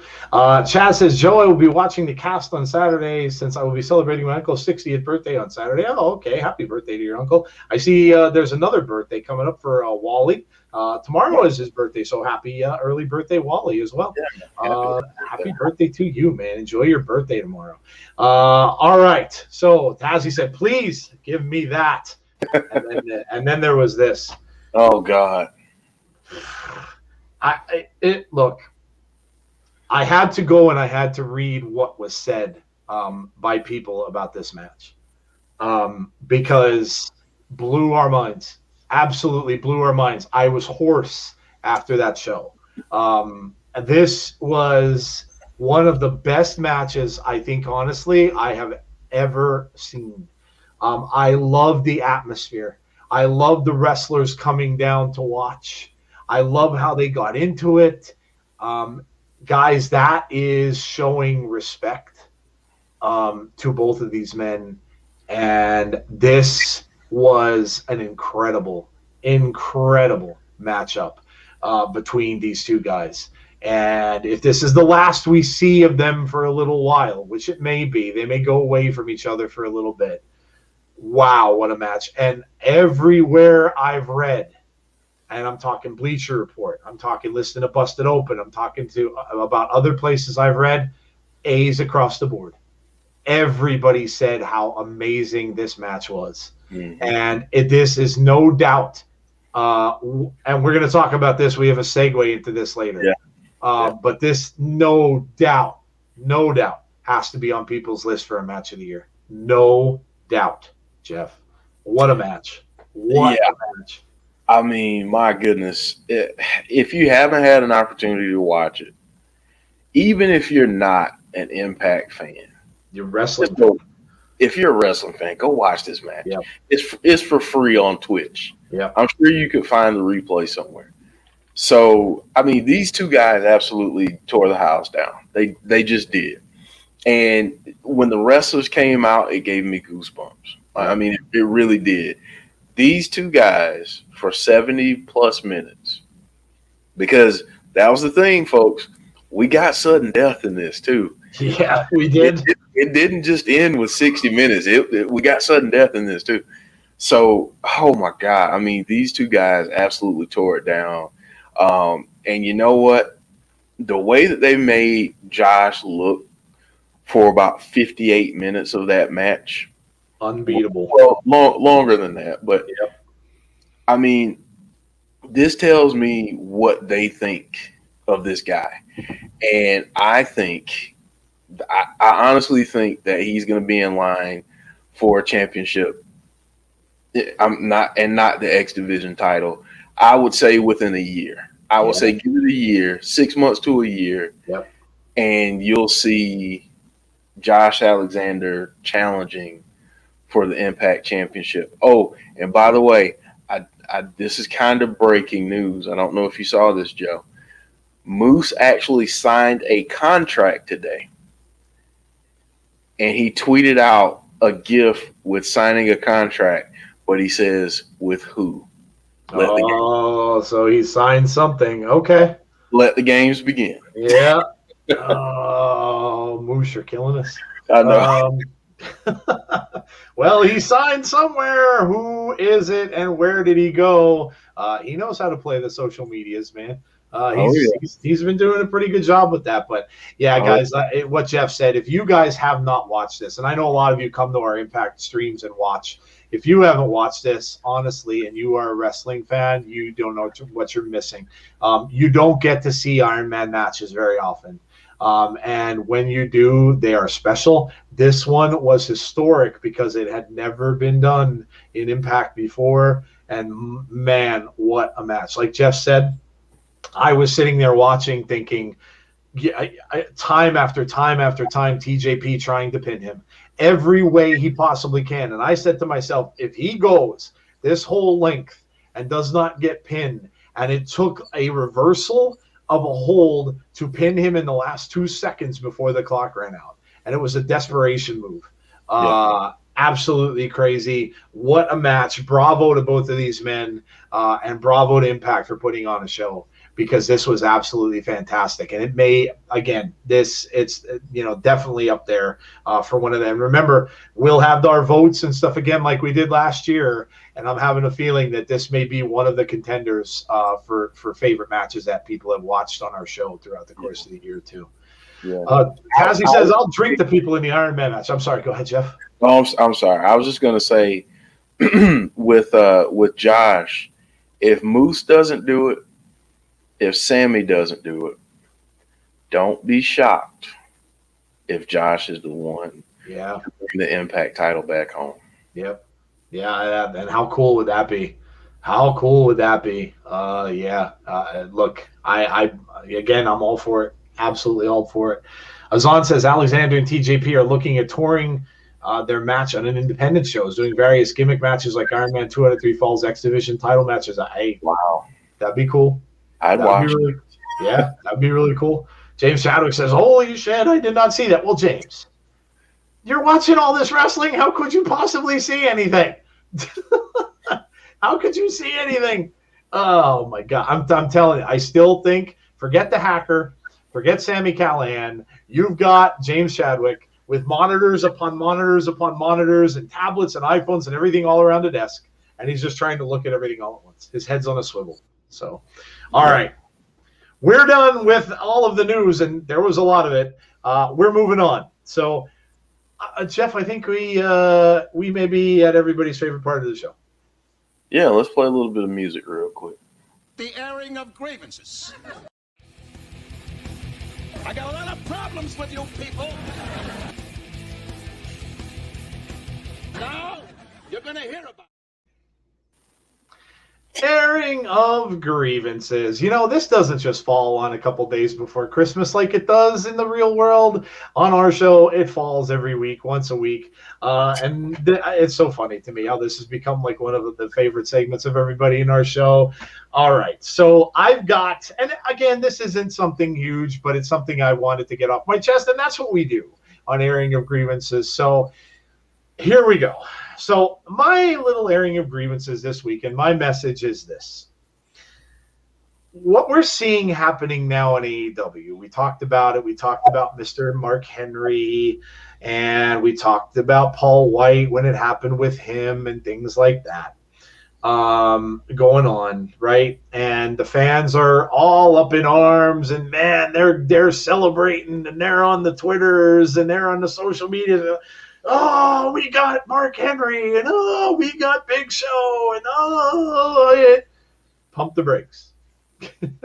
Because a lot of these people were the same folks that when you were watching WWE, and I don't know when that was, but I can pretty much assume that a lot of you guys before AEW came out were probably watching WWE. And yes, for one reason or another, you left it, right? And again, I don't care. Everybody has their own choices of what they can do, things you don't like, whatever. But I can tell you this. One of the biggest things that I have heard since we've been doing this show and since I've been in the wrestling community and stuff like that, especially on Twitch and on Twitter, and not Twitch, but on Twitter and Facebook and stuff, and one of the biggest things I hear all the time, and I've done it myself, so I know this, is bitching and moaning and griping about legends being on WWE too much. I've done it myself. I've done it with Goldberg. I screamed and yelled up a storm about Goldberg. Why do they always bring him back? Why is he always taking up spots from the younger guys? And why is it? Look, I've done it a bazillion times too, so I know where I speak, right? And the one thing that I want to get off my chest here tonight is, if you claim to be a wrestling fan, okay? You claim to be a wrestling fan. Hey, listen, if you are just a AEW fan, that's cool. You're still a wrestling fan, but maybe that's all you watch, and maybe that's all you enjoy, and that's fine. But if you claim to be a wrestling fan and you are watching both shows and kind of enjoy things on both shows, then listen, you cannot come out and say that one company brings back legends and stuff like that, and oh my God, why do they always have to do this? Why are they always bringing guys back that are old and, over the hill and stuff like that? And then you can't turn around and cheer it when they do it the same thing in another company, even though, yeah, okay, maybe it's a different way, maybe they do, but you can't do both. You either hate it or you don't. And if you hate it, then you kind of have to hate it on both shows. You kind of have to be the one who kind of says, well, Goldberg is old. He's in his 50s. What's he doing coming back? But then you can't turn around and not say the same thing about Sting. Sting's a legend, yes. But Sting is in his 60s. So, and the argument I've heard, well, they're putting people over. They're not winning titles. They're putting people over. Guys, look, and please remember this. Read all the damn dirt sheets you want. Read all the internet stuff you want. The bottom line is none of us know anything. We don't know why Goldberg was brought back. We don't know what the situation was. We don't know why they bring legends back. We don't know why Edge was brought back. We don't know. We don't know behind the scenes stuff, just like we don't know in AEW what the behind the scenes stuff is. Mark Henry divulged to people on his show why he was given that job. But he also divulged to people on that show that he wanted to wrestle. Fair enough. Fair enough, man. That is what you wanted to do, go for it. And if somebody gives you the opportunity to do it, then go for it, right? So maybe, just maybe, and this is for me too, maybe Goldberg just wanted to wrestle. And Vince was the one who gave him the opportunity to do it. And if there was another company around, okay, look, Goldberg had time in that company. He was with WCW. So maybe if that other company was around, maybe they would have offered him the ability to say, hey, you know what? Why don't you come over here? We'll let you wrestle. We just don't know. Okay? So all I'm saying is, listen, do what you want to. Enjoy what you want to. Be a fan of what you want to. But playing both sides of the fence is not going to get you anywhere. If you're going to hold one company accountable, hold the other accountable as well, and be fair to both. Because again, you just don't know why this stuff was done. You just don't know why they brought legends into one show and then not the other. But look, it happens everywhere. All I'm saying here is nobody's perfect. Okay? Just because one company does it, so well, that sucks. That's stupid. And then you turn around and say to the other one, oh, look at this. This is amazing. Guys, it's the same thing. They're bringing these legends onto their show. Now, are they using them in different capacities? A little bit, maybe. They're going to be announcers and stuff like that. But still, these guys in real life are going where they're getting a shot to go. They're going where they're getting paid to go. They're going to try to get their family's money, right? And again, like I said, I'm guilty of myself with Goldberg. I am, right? I'm guilty of it myself. I brought it up many, many times about how much I hated it. But you have to be fair to both sides here. And that is my grievance for the week. So, again, nothing huge, nothing I'm really, really on about, but I just wanted to get it out there because I just do think that sometimes we get behind one thing and we're kind of not seeing the forest through the trees with another thing that's happening that is almost exactly the same thing. And, you know, it kind of makes you almost look like you're a hypocrite in a way. So, there you go. Joe, I got this for you. Well said. I completely agree. I mean, it comes down to be fair. Be fair in your criticism and be fair in your praise. Because, you know, we all of us love. I mean, if you're white, no disrespect to anyone. We appreciate this. We're on a wrestling podcast at 10:30 on a Saturday night because we love talking about wrestling. Everyone, all the people that we have in the chat are here because they love hearing about professional wrestling. And if you're like James, you watch a lot of it every week.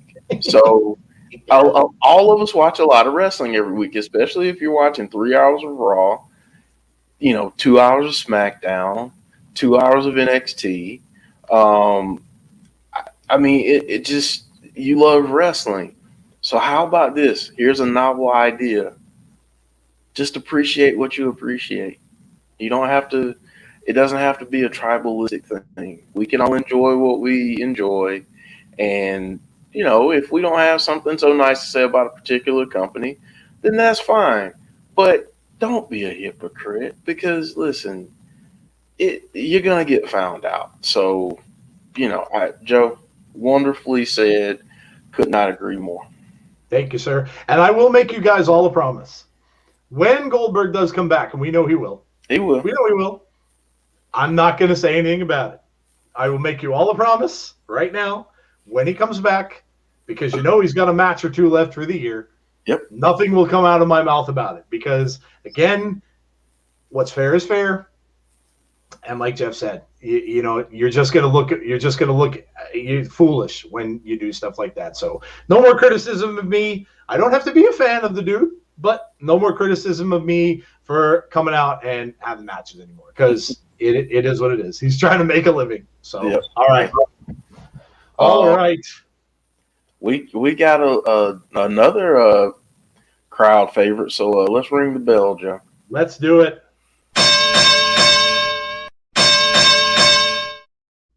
That bell means it's time for our debate segment of the show, Sell or No Sell. And topic number one, you guys shout out your answers to Sell or No Sell this one.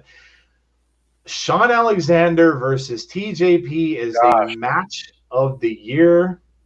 Josh, good Lord. You're thinking about the Seahawks. The Seahawks. Good Lord, the running back? Oh, you could tell it's getting late for Joe. What the hell am I thinking? Josh Alexander. God, Josh, if you're watching, I'm so sorry. Not that he would be, but if you happen to watch, I don't know what I'm thinking. I'm thinking NFL football. Josh Alexander versus TJP is the match of the year at this particular moment. Some of the chats already saying sell. We got a no sell in there, 3 sells. Jeff, go ahead. I'll let you start.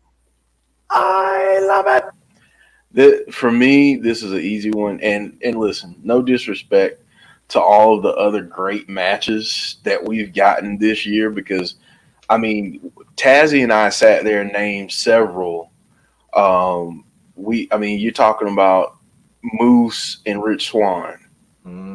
You know, you're talking about the match at Hard to Kill, the 3-on-3 match where Moose just absolutely shined through, and that was a star-making performance for him.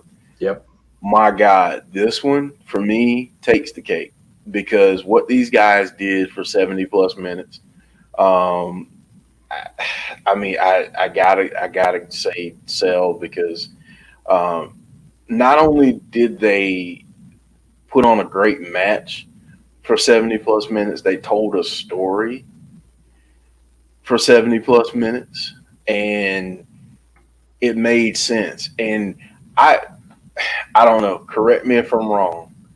Have you ever watched a 70+ minute Iron Man match and say, dang, I really wish we could get more of that? That's a good point. You know? Yeah. When's the last time you said that? I just watched 2 guys wrestle each other for over 70 minutes, and I could have watched them for the rest of the show. Yep. And I wouldn't have been disappointed. I wouldn't have been mad. I would have been fine. And so much so that I want to see these guys again. I mean, it's just incredible. Yeah, I agree. And Tazzy brings up a good point, and we said this on our show, and we got it for free. Yeah. It wasn't a pay-per-view, which is crazy. And Big Dan saying no sell, Stand and Deliver had more match of the year candidates in both nights of the event. Stand and Deliver was fantastic. It was great. I'm not going to argue. Yeah, I'm not going to argue. And Big Dan, if that's what you think, no problems, dude. You don't have to apologize. No. Everybody's going to pick that. Look, that's why we vote for things and stuff like that. Coog says, damn, this is a tough one, but I have it at number 1 at the moment, just ahead of Kenny and Phoenix. Yeah, that was another banger. Yeah, that's another great match. Look, like Jeff said, we got a lot of great matches so far this year. I am going, though, to agree with Jeff, and I'm going to sell it too. I've seen matches like this. I've seen Iron Man matches before. There have been some tremendous Iron Man matches, going back to guys like Ric Flair, going back to guys like Shawn Michaels, going back to people like Bret Hart. There have been a lot of these over the years that have been tremendous. This one was a spectacle. And yes, I mean, I was on bated breath watching this on our stream and being like, I can't believe he just kicked out of that. I can't believe he got I was completely taken aback by this.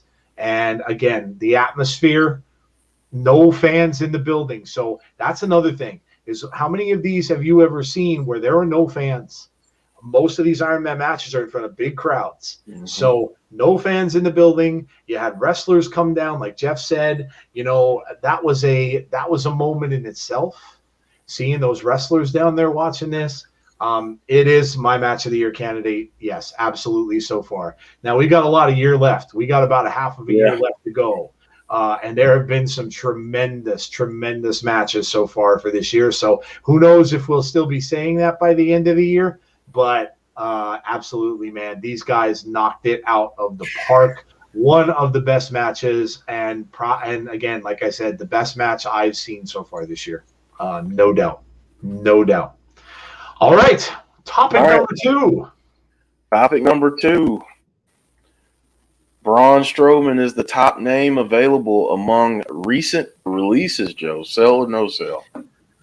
As much as I love Braun, I really do, I'd have to say no sell on this one. You're going to ask me who I'm going to pick over him. Now, look, Braun would be a great get. He'd be a great get for anybody to get a hold of, because big men are sometimes hard to come by. So he would be a great get, being a big man. But I think out of this particular group, I think there's a fly buzzing around my head because he likes my lights. I think I would probably covet maybe Aleister Black a little bit more. than Braun, just because of the untapped potential that Aleister Black has, the sample size that you got in NXT from him, things you can maybe do with Aleister Black that you maybe wouldn't be able to necessarily do with a guy of Braun's size. I think Aleister would be the major get out of this group. I think, and again, don't sleep on the women, because Ruby Riott, I think, could be a sleeper here. I think she could really excel wherever she ends up going. If she goes to Impact, I think she'd be fantastic there. But I think out of this particular group of these, of these releases, this particular one, I think I would have to say that I just think Aleister Black is the big get here. And oddly enough, it just kind of seems like he's the one that just isn't going to look to be anywhere right away. Looks like he's going to take a little bit of time away and stuff like that from the business. So, but I think it would have to be Aleister Black. What about you? Yeah, I'm going to say no sell, and I'm gonna go different here. I think Aleister Black, while he is so very talented, and I can't argue with anyone that says Aleister Black here. There are two names for me, and you just mentioned one. Two names for me that are bigger in this current group of the recent six that just got released. There are two people that I'm looking at to have, when it's all said and done, they're going to be the most beneficial from a release. That's Ruby Riott. And the second one I'm going to say is Buddy Murphy. Buddy Murphy, Yeah, is so freaking talented, and we didn't get to see a quarter of what he's capable of in WWE. We got glimpses of it. But Murphy, I think 2 to 3 years from now, hopefully we're still doing this, we can look back on this and say, you remember when Buddy Murphy got released? Like, do you remember that? Man, can you believe that he's a world champion in this promotion now? Or that he's in a major storyline with this? Or did you see that match that he had? It was a banger. It was a 5-star classic. I think he's going to be one of the beneficiaries here. But honestly, man, Ruby Riott, I think is another one that is just a bigger name right now than Braun in terms of what they have left. And that's no disrespect to Braun, because he's great. I think he's great. I mean, especially if you put him in the right lane. But man, Ruby Riott, Buddy Murphy. I mean, yeah, I can't wait to see where they end up and see what they do next. Yeah, man, absolutely. It's a talented group, no doubt. It's a talented group. And like I said, I mean, of all of these people, I can really see a lot of them going to different places and having a lot of success. Conrad says best thing for Murphy is he fits anywhere. Exactly. Very true. Very true. Tazzy saying put Ruby with Rosemary or Sue Young. Yeah. Absolutely. Oh, hello there is Jessie Calynn. Jessie says, I'm here in time so I can tell jokes. She also said that's hard to sell or no sell. I feel like most of them, or at least half, are right there with him. Yeah, I agree. But look, that's why I said I think that they're all going to go to have success beyond WWE. So, all right, number 3. Oh, this is fun. I think we talked about this guy earlier. Mark Henry will make AEW a better promotion, Joe. Sell or no sell? And I think I already know where you're leaning. Yeah, after I've heard him talk this morning and hear what his goals were, I'm selling it. Yeah, look, they talk about this a lot between those guys, him and Bully Ray. Bully kind of tends to be the guy who gets into the argument of why not and what they're doing wrong, whereas the other guys are a little more of what they're doing right. But Bully comes to talks about it being the realist and saying, there's things that they have to tighten up. There's things they have to tighten up. They use that term a lot. And after I heard Mark saying, I'm going to be the guy that's going to be in there, that's going to tighten the screws, that's a perfect role for him. I think that him going in there, and then when I heard him say too on the show about how he's trying to get out into the community, get people to know the AEW name, get it out there. Guys, look, WWE didn't always have the Make-A-Wish stuff. WWE didn't always have the, oh my goodness, the Warrior Award. Like they didn't always have that kind of stuff. Someone had to be a catalyst to get that stuff going. And AEW needs that. They need somebody who can be a mouthpiece for them and get this stuff going. And look, if Mark Henry's going to do that, no better person than to have him go out and have him get the word out to the communities and stuff like that. Bring that into AEW. I think it's fantastic. I think he'll be a great presence in the locker room. I think, having him back there, he just commands respect. And I think him trying to talk to some of these younger guys and say, hey, love what you guys are doing, but maybe you could just do this a little bit more. Maybe you could do this a little bit more. And I think that's fantastic as well. Yes, I absolutely sell this. I think he will make AEW better, and I think you'll see it. I think you'll see it pretty quickly. Yeah. I'm going to sell it. I love it. I think when it comes to AEW, and I mean, we've said this on here before, they do some great stuff, but they also do some bonehead stuff. And they do some things that, to me, in my opinion, just aren't a good representation of the business at times and aren't as professional as they should be. Mark Henry, the addition of Mark Henry can make that change. I think his presence is going to command a little more professionalism from the roster, from people on the roster. I think when it comes to certain spots, he can maybe coach up some of the talent and say, listen, I get that you're trying to, steal the show, but sometimes all you have to do is tell the story. Yeah. Sometimes all you have to do is keep it simple.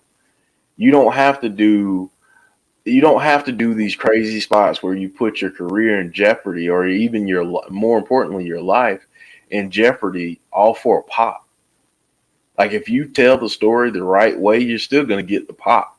It doesn't matter if you do a crazy high spot, and it doesn't matter if you do something that's, just technical and straightforward.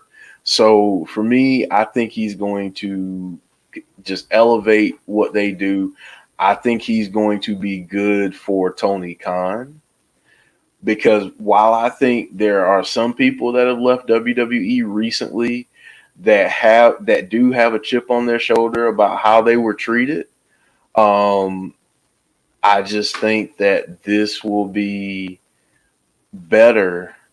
I think it'll be better for them, because he's not going to be a guy that comes in and wants to just constantly rip WWE just for the sake of it, So I think that's going to be good all around. So yeah, definitely, I got to sell that. I think he helps. Mark's been a guy who has been a professional in his career. He's been through. We all know that goofy storyline he did with Mae Young's baby. He's been a guy who has been able to work through things like that have come from bad creative, and has taken it and he has sold it. He's turned crap into gold.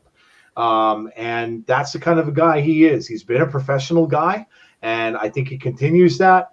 And I think you will see him make a difference in AEW. And I think you might see some changes where, just the little things that people would kind of get on them about a little bit. I think you will see changes in that. So, yep, absolutely. Absolutely. All right. Man. What have we got next, man? All right. So next, we've got a little bit of pay-per-view coming up tomorrow. So, we'll just briefly go over that real quick. Little what to watch for segment. Yeah. Yeah, won't go into great detail, but hey, we'll talk a little bit about NWA When Our Shadows Fall. Yeah, we don't do a lot of stuff with NWA, and I kind of regret that because I really enjoyed NWA when it was on every Tuesday. I just don't get the chance to watch it now, and I miss it. I'm sure James Chadwick can probably tell us about it, but some interesting matches on this card. I'm just looking it over now. It looks like Tyrus is there. Yeah, Tyrus. I'm sorry, Tyrus with Austin Idol versus Pope. I remember Pope from when we used to watch it on Tuesdays. Mm-hmm. Aaron Stevens and Kratos versus the War Kings, Crimson and Jax Dane. Strictly Business, which is Tom Latimer and Chris Adonis. You have the women's title. The women's title is going to be really good, Jeff. Serena Deeb versus Camille. Yeah. That's going to be a great match. That's absolutely going to be a great match. And then you have Nick Aldis. Now this is one that's been brewing since we were watching it back on Tuesday nights as well. Him versus Trevor Murdoch. That's a really interesting match to me. And you know, there hasn't been a lot of times where you kind of thought Nick would drop that title, but Trevor Murdoch is a guy. He's just kind of a workhorse, and he just goes out there and works. He reminds me a little of Sami Callihan is in Impact. He just takes a lot of a pounding and can dish out some stuff too. So those two title matches are going to be very, very interesting on this pay-per-view. Yeah, I mean, honestly, I could see a scenario, and I could see a scenario where we see both of the champions drop the belts and head to a little show that's on Wednesdays. Ooh. I mean, I'm not saying that that's for sure, but I could definitely. I guess I'm kind of putting that into the universe, hoping that it happens. But I could see that happening, and I wouldn't mind it. But for me, and the reason I'm gonna watch this, the tag team match, the women's tag team match. Read that off one more time. Thunder Rosa and Melina versus Taryn Terrell and Kylie Ray. Yeah, dude. Yeah, the fact that she came back in there and James told us about that. Oh yeah, that's exciting to see her back. Yeah, I'm so happy to see her back. I know she's wrestling Holiday tonight on Warrior Wrestling. Oh, nice. So I'm so happy to see her back. Maybe NWA is a good fit for her for now. Yeah. You know, and I just wish her the best. But yeah, I'm so happy to see her back. And you know, I honestly, I love NWA, and I feel like we got to do a little bit more with NWA. So yeah, I agree. We'll have to figure that out. I miss it too. I really loved it, and now that they're going to be at a point where they're going to be able to bring the crowds back and stuff like that too. That's when it was at its best, was when they had that crowd involved. And like I said, man, I miss it. I really wish I could watch it as much. So yeah, we might have to figure that out, because it looks like a couple of people that Azan said he watches it also. So looks like we may have some people. So yeah, we may have to consider that. Matches happen, but I won't spoil the result. All right, James. Yeah, keep it to you. Yeah. That's Kylie Ray. We all know what happened. Those of you who've been watching our show back when we had been doing Impact, we know how, you know, she didn't show up and people were worried about her, concerned about her. And so just happy that she's happy and that she's back in wrestling. So great to see her back. Conrad said, so hard to keep up with everything. You aren't kidding. Yes. You aren't kidding, my friend. No doubt. All right, man. We didn't tell people who we were booking this week, so this next segment will be fun. Yes. So let's go. And this stupid fly really needs to go as well. But let's go to our new segment. This is called Book a Wrestler. And we started doing this a few weeks ago, and I think you guys are enjoying this as well. So again, we kept it a surprise. It is Ruby Riott. We mentioned Ruby Riott earlier in the show. We segued again, and Ruby Riott is our Book a Wrestler this week. Hassan says, you never tell us. That's part of the fun. That's part of that's a part of the fun. That's part of the fun. You don't get spoiled. Oh, man. we talked about her being a special talent. She can come out and be. We've seen her as part of the Riot Squad. We've seen her on her own. She's playing a couple different personalities there. I would book her. I want to see her go to Impact, and I know I'm biased. I want to see her go to Impact, and I want to see her. She's going to be a part of that great women's division that they already have there, that great knockouts division. I want to see her get into a situation where she is with Decay. So I want to see her side by side with Rosemary, Taurus, and Crazy Steve. I want to see her as a part of Decay. She would have no problem at all changing that look up and fitting right in with that group. Which would mean that she would end up tagging with Rosemary. They would be, and they would come out, and I would want to see them take down, sorry, Tazzy, Fire and Flava, and take those tag team belts off of Tazzy's girls. I think they would be tremendous. Yes, she's going back into something that she was kind of doing with WWE, but that can be the start. That can be her coming in, and after that, we could see something happen where she kind of breaks off and goes on her own, and then she could end up having some tremendous matches there as a single star as well. But I would give her that, Decay's got that supernatural kind of thing going on with them a little bit. They don't really go crazy with that, but I would love to see her take on that kind of personality like Rosemary has. Whether they come up with that sort of personality or persona and they build that up a little bit, but I would love to see her in that kind of a realm. And then, man, you have matches with Su Yung, have matches. I would absolutely love to see it.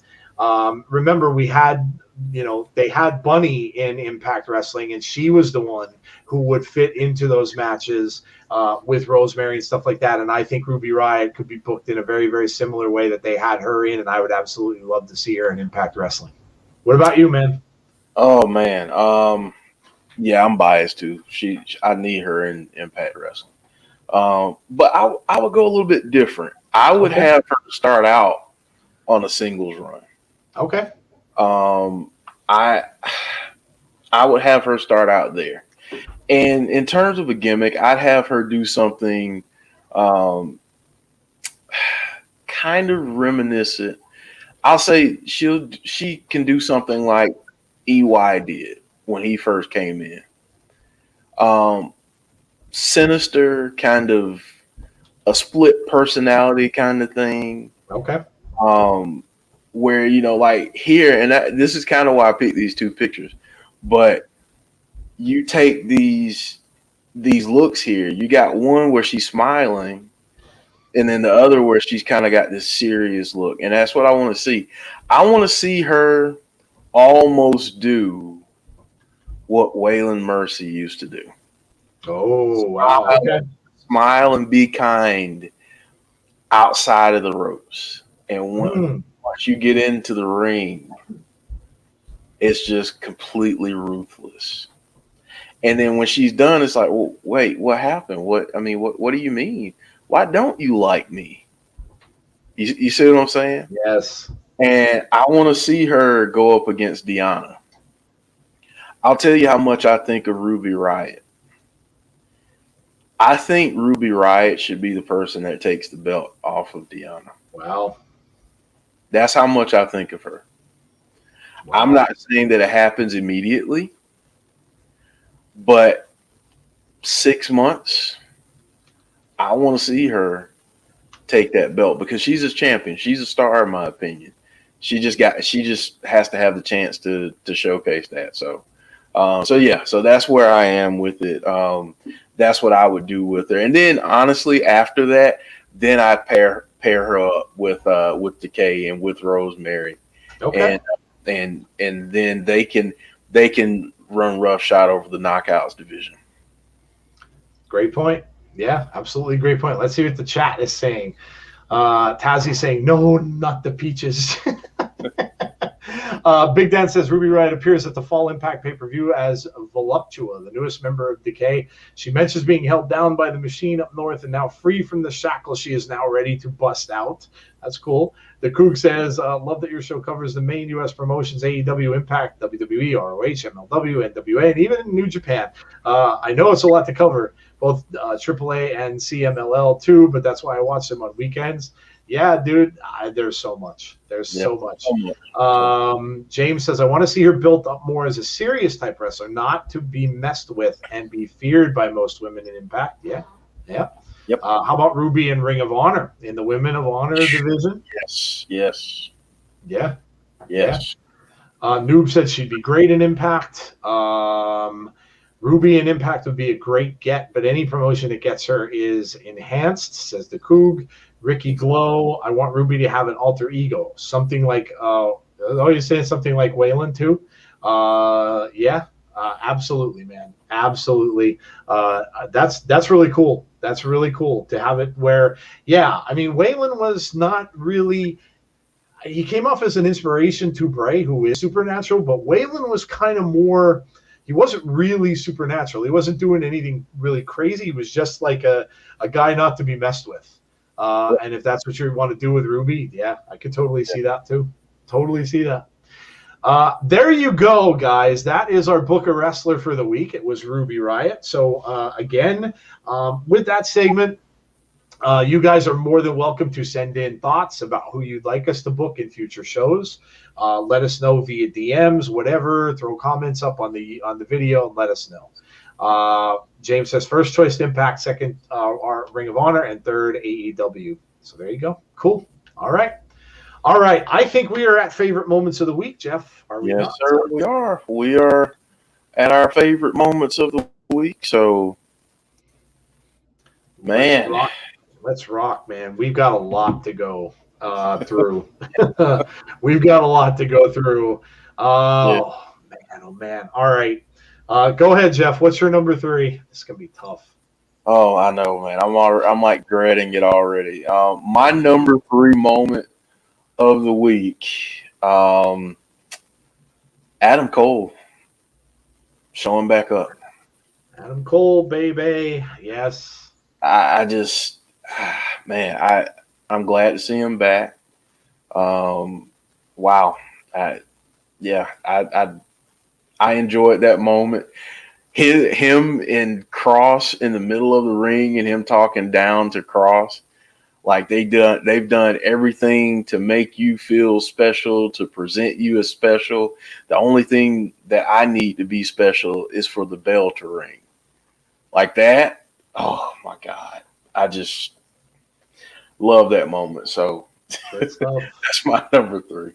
I've got kind of a little bit of a different one off the beaten path here, but my number 3 is after all the stuff that happened on Wednesday. Aleister Black chose to go on his wife's Twitch stream and just come right out and talk about it. So that's my number 3 moment of the weekend. The reason I say that is because it's not something that happens often. You normally don't hear from people when they lose their job. That is not, guys, let me tell you, because I know this from experience. I was fired in one of my jobs. It is not easy to talk to anyone after that happens to you. It is very difficult. The fact that he came out and he was super professional about it, did not come out screaming and yelling, saying WWE sucked. And I was sat on the bench and I wasn't doing anything for the longest time. And then they stick me in everything everybody would have wanted or thought he would say is not what he said at all.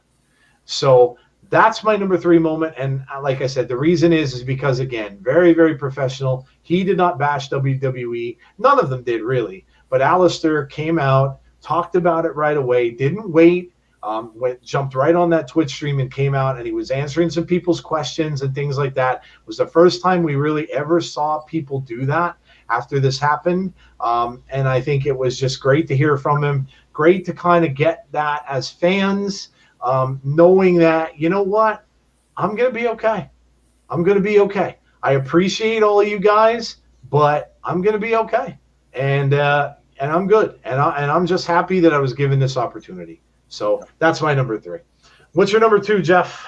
Number two, man, number two, and this is difficult, but not really, because I had a few that I wanted to go with here. But honestly, Andrade El Idolo showing up in AEW, not to be confused with El Igloo that JR said. Not to be confused. Yeah. Whoever that wrestler is, you know what? I figured it out. That's Glacier's teammate. That's Glacier's tag team partner. Okay. I'm sorry. I love you, JR. But no, him showing up in AEW, I think the dude is a star. I think it was a squandered opportunity in his previous place of employment, and I think he is going to absolutely tear it up.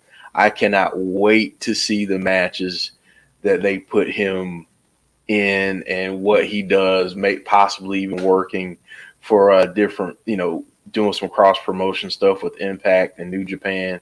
I'm so in for this. So yeah, definitely got to be my number two this week. My number two, and there's just too many. I've got to go with a tie for number two. I'm gonna go, and boy, first of all, the first one I never ever thought I would hear myself coming from my mouth, being the hater that I used to be.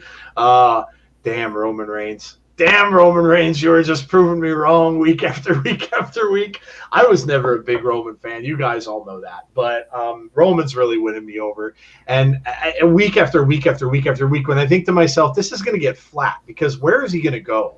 Yeah, there's really no one down there that you kind of think is going to step up and really challenge him for that. So where are they going to go with this? But it just surprises me. The guy is killing it. And I it's just must-see TV for me. And I was never, ever big. I was one of those ones that get behind that anybody but Roman chant that everybody would always put out on social media. I was. But he's absolutely killing it. And the tie for me, and I'm just going to group this together, the surprises and the pay-per-view for AEW, because it really was from what I've seen of it, and I'm going to go back and watch the entire thing. It really was a great show. It was an entertaining show for the people who watch it, and the surprises that they brought out, like Jeff said, with Andrade and then Mark Henry. I think both of them, as we talked about on our show, are really going to be beneficial to them going forward. And yeah, I think that they had a very successful pay-per-view. And I think that, again, it was great for them to have that, because it gets them on a springboard. And now they've got people there like Mark Henry, like Paul White, that are in that background that can get things done. So that was my number two. Jeff, I kind of don't know, but I think that our number ones might. I mean, we've done this before. Yeah. But I think our number one moment of the week may just match up this week. I mean, go ahead, Matt. I mean, let's just go ahead and get this out of the way, because we know for us, number one, Josh and TJP. I mean, I couldn't pick anything else this week. Not after that. That was incredible, Joe. Mind-blowing match. Absolutely mind-blowing match. I had to go back and I had to watch like the first, because I missed probably about the first 15, 20. Well, I was listening to it a little bit on my stereo in the car on the way home, but of course I couldn't watch. So I had to go back and watch like the first 10, 15 minutes. That was you as a wrestling fan, you just couldn't miss that match. And oh man, what a tremendous job both of those guys did. I can't wait. I hope we have the opportunity to talk to Josh again, because I really want to hear his perspective on that and what it felt like for him with all his peers outside of the ring and stuff like that. I really want to hear that story because that would be tremendous to listen to.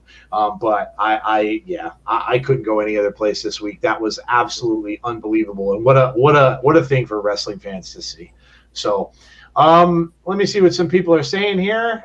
Big Dan says number one was Alexa's Playground. Number two, Roman beats the crap out of the Mysterios. And number three, Drew versus Kofi. Yeah, let's not forget Drew and Kofi. Coog says number one was Josh and TJP. Number two was AEW. Full crowd at the pay-per-view. Yeah, that's another thing too. Yeah, I miss wrestling crowds due to the pandemic. We all missed the fans. And number three was Andrade. John Cena Gamer says 3 was Sheamus fighting a match with a broken nose. Yeah, how about that? Yeah, man, that thing, his nose exploded, man. That It thing. did. Yeah, Jeff texted me. He's like, yeah, his nose is broken. The Karrion Kross promo. Yeah, Karrion Kross is amazing. And Alexa's Playground. James Grant says number 2 was Drew McIntyre hitting a Claymore to Kofi in midair. Yeah, that was kind of cool. Absolutely. Newman Company says Aleister Black talking about his release like professional was number 3. Number 2, Adam Cole's return and wrecked Cross on the mic. And number 1, Andrade being all elite. We know that what your number 1 will be. It involves a friend of the show and a former 205 Live competitor. Yes, it is. Babyface Roman and Seth are awful. Drew is way better than them, says Bliss fan. Conrad's telling me Reigns has always been great. I'm never going to say the man is not good at what he does. I was just not a fan. I just always kind of had that thing that they're just kind of putting him in everything. But they really found his niche here, and he has just been tremendous at what he's doing. So Blissfan says it is definitely Alexa's Playground. Well, I expect that coming from Blissfan. James Grant says Alexa's Bliss's Playground with Shayna Baszler. Let's see what else we got. I'm not picking anything because I can't pick 3. James, you do that big old list that you put out on Twitter, so we're not gonna hold you to anything, dude. We're not gonna hold you to anything. Chad says mine are Josh Alexander retaining his title, Mark Henry signing with AEW, and Alexa's Playground with Shayna.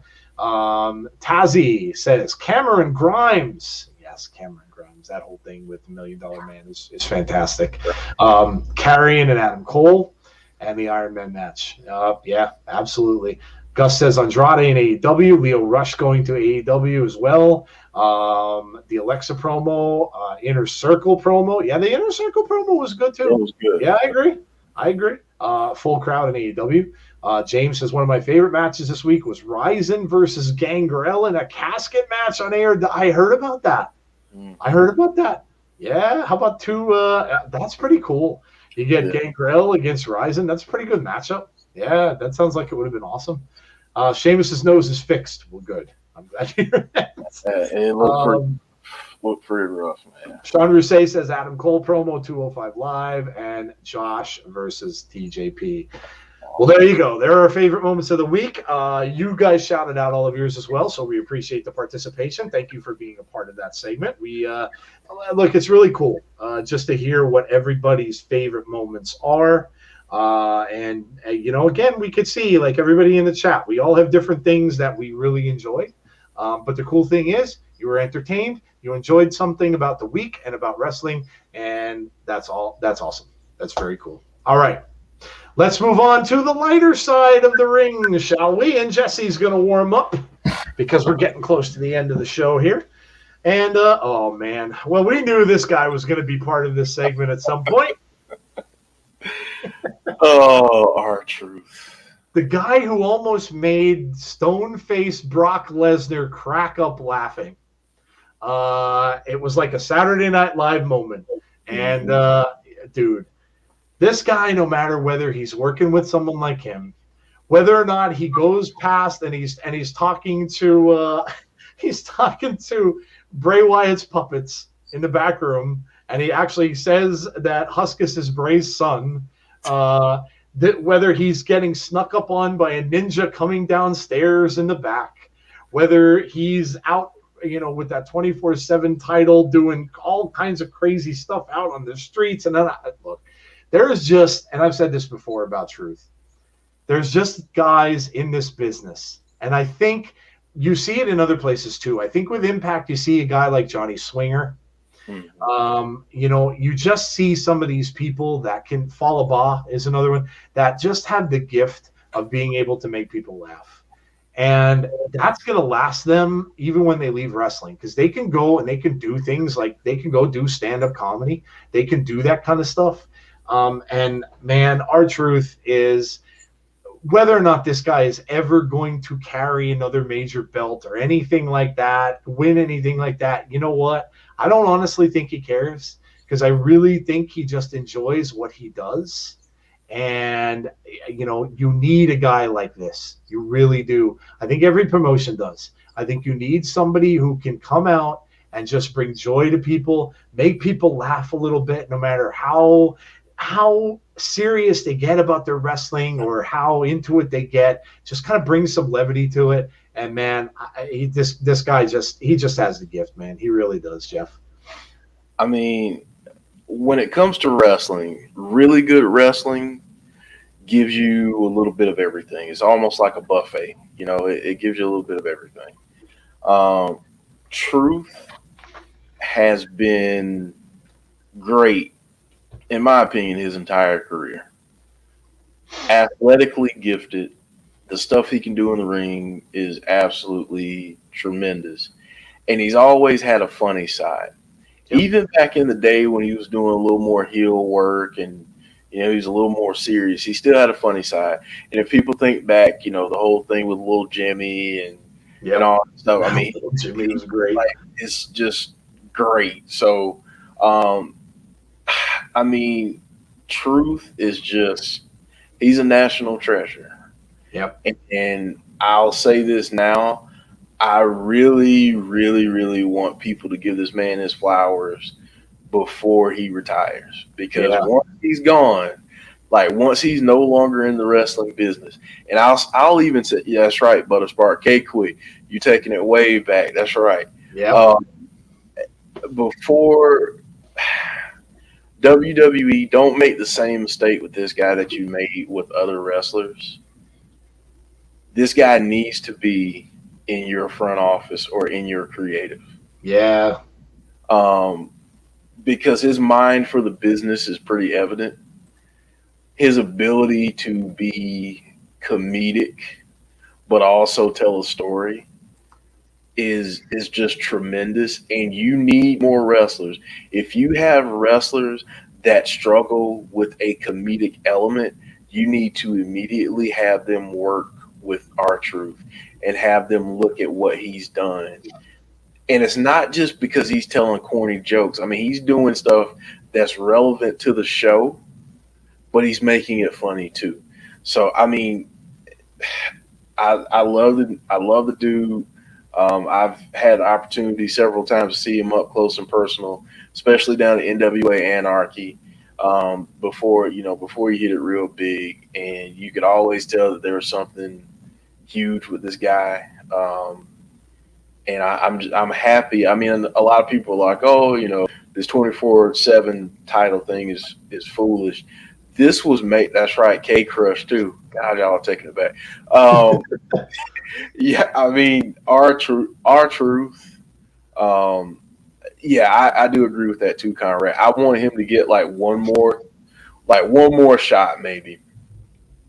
But he's just awesome, and I love the dude, and they have to find a way to get him involved in creative if you're WWE, because he's proven time and time again that he has the ability to deliver.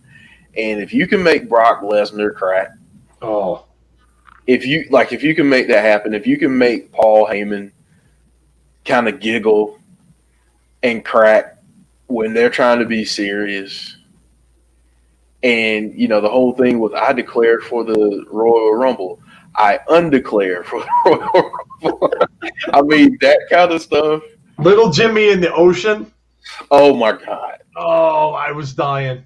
I was absolutely cracking up when that whole sequence with the beat. Oh, and then his childhood hero being John Cena. Yep. It's just, that's what I said. It's just great, man. When you have that segment of the show where during a 3-hour show, maybe something's getting a little bit boring, it's lagging, it's going long, and then you're going to get that. It's something to really look forward to. And it does take a special person to make people laugh. So absolutely. Yeah, definitely had to bring him up. All right, Jessie Calynn, you're up. It's time for Jessie Calynn. Before Jessie gets on with her jokes for the night, let's just remind you of a couple things. One, if you're new to our channel, we really appreciate you being here. Number one, make sure you subscribe to the channel. If you are listening from anywhere else other than YouTube, make sure you hit that subscribe button. We would really appreciate that. Make sure you share the video as well with some friends. If you know anybody who likes wrestling, and I'm sure a lot of you do, and they would like to listen in on the show, make sure you share it. Pop a like up on the stream before you leave. And also set that notifications button as well, because we're going to end up starting some new stuff kind of soon. So we'll get announcements out about it and let you know. It's not going to be new shows. There are probably going to be some other watch-alongs we're going to do, but we'll let you know when that's coming. Monday, we've got Abby's window. So hopefully Jody will be back and good to go. We saw her in the chat a little while ago, so hopefully she'll be ready to roll. Of course, talking about, like, when we go all the way back to the start of the show about Bray tweeting. They will probably, I'm sure, talk about that. They will talk about what Alexa Bliss and Shayna have coming up on Raw as well this week. So don't miss Abby's on. Oh, you stupid Alexa. Alexa, off. It's all good. It happens to me every week. Oh, my God. And then, of course, don't miss Impact with us next Thursday, because that's a go-home show. So be there for that. We will do the show, and then, of course, we'll have After the Impact, which we will probably use as a prediction show. That's usually what we do. So we will have our predictions for Double or Nothing on the After the Impact show. So don't miss that on Thursday. Hot Tag, as you can see up on there, will be coming back. That will return at some point very soon, hopefully. And Joe, before we go further, yep. I just got to say this. Well wishes to Jody. She had her surgery. Not Jody, Brandy. She had her surgery, and I, chatted with her via text a little bit. She's doing okay. Still in a lot of pain, but definitely want to send our best to her. Yeah, absolutely. For speedy recovery. Absolutely. And then we have, it's Impact, not Double or Nothing. It's one of those nights. Joe's a little tired. Yes. And then obviously we have a pay-per-view next Saturday for Impact. And then on Sunday, we have NXT TakeOver in your house as well. So we have a busy weekend coming up next weekend. So don't miss any of that. It's going to be a crazy weekend for pay-per-views and two really good shows, I'm sure, that we will see. So make sure you're here for us with that. There's a big fight tomorrow for those of you who are boxing fans. Little guy named Floyd Mayweather will be boxing tomorrow. So, make sure. And the guy that we saw in wrestling not that long ago as well. Yeah. So should be interesting. All right. Jesse said 6, although I think I recently told one of them. All righty. And I don't see your critic, Jesse, so I think you're okay. I don't see your Waldorf and Statler in our chat, at least right now. Maybe he'll pop in back when he may be lurking. He might be lurking. Yes, he may be lurking. So we'll see. But yes. Anyway, guys, we hope you enjoyed it, and we hope you had a great week of wrestling like we did. It was a lot of fun. We had a lot of things to talk about. Some not so fun things, of course, in the middle of the week, but we kind of got through it. And like I said, I think all of those people are going to end up in a good place. So, what else? While we wait for Jessie to start her jokes, I'm sure James is still watching. His Warrior Wrestling still going? Oh my God. Still going. It's already been on for 3 hours and 20 minutes. And see, the thing with James is it's like, what, 4 in the morning, 5 in the morning there? Yike, dude. I don't know how you do it. James just passes out. He's like a vampire. He sleeps during the day. Yeah. Oh, all right. Here we go. Number 1. To the man in the wheelchair who stole my camouflage jacket, you can hide, but you can't run. Okay.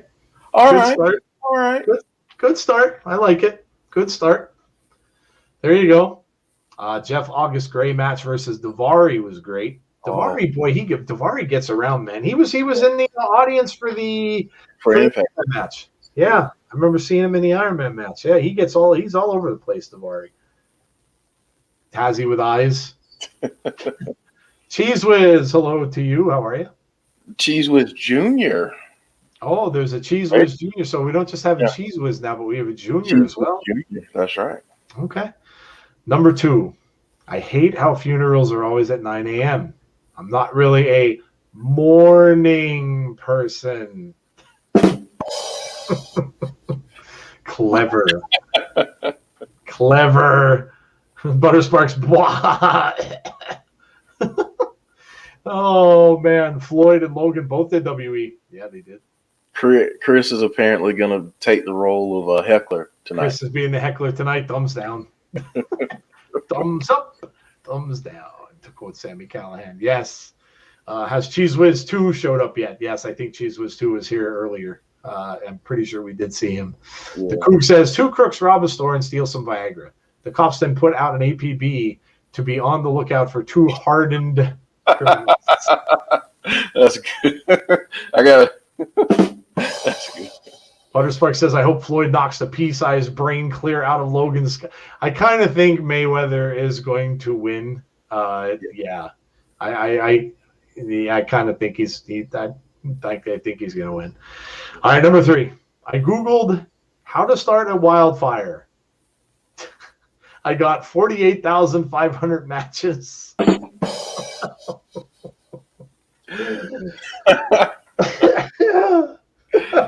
Wow. That was good. That's good. Chris gave it an ugh. I liked it. That was good. That was good. Shabik liked it. Floyd is undefeated. He is. Yep. Yes. He is. I want to know, though, Logan or Floyd? Oh, I'm going Mayweather. I'm going Floyd Mayweather. I can't see him beating him. Yeah. I like it having AEW on Friday nights. I wish they would stay on Friday nights, says Wally. That joke was fire, says Butterspark. It was. It was. It was. Would it be something if Logan Paul ended Floyd's undefeated streak? It would be something, yes. All right, number 4. Friend told me my girlfriend broke up with me because I stole her wheelchair, but I knew she'd come crawling back to me. Oh. Chris is getting sick now. He's got the sick emoji in the chat. Oh. Tazzy says, hey, you can't say wildfire to a California person right now. Yeah, be careful with the wildfires out there. I just heard that song. I'm listening to that yacht rock station a lot now on Sirius, and I heard that song, that the song that he sang about a horse. That's such a sad song. Yeah. I think she called him Wildfire. Oh my God, that song is so sad. The Cougars, LOL, OMG. All right, number 5. 2 windmills are standing in a field, and one asks the other, what kind of music do you like? The other says, I'm a big metal fan. Good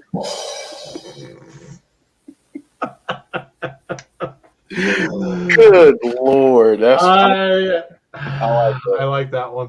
I like that one. That was good. That was good. That was good. Chris threw up. Oh, Tazzy's laughing. It built to a crescendo with Chris, and not in a good way. Yeah, Chris was getting sicker and sicker and sicker. Now he threw up. Bravo, says Butterspark. The Coug is laughing. LOL. We got one more. One more to go. The grand finale. So let's do this.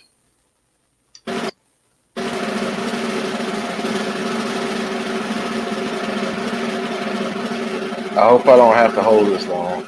I was just going to say it's going to be a never-ending drum roll because there it is. There you go. Someone told me marriage is like a deck of cards. In the beginning, all you need is 2 hearts and a diamond. By the end, you'll wish you had a club and a spade.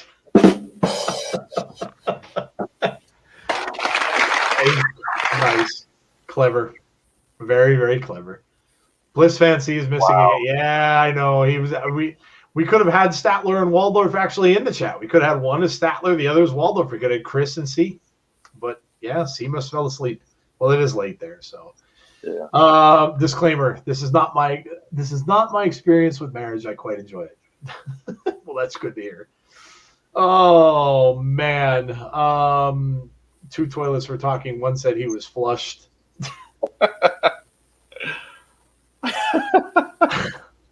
I watched this awesome show called Origami Wrestling yesterday. It was on pay-per-view. Oh, look at James. James even has the time to get a joke in, even through all this wrestling that he's watching constantly. That was good. That was good. Oh, man. Oh, my God. Oh, man.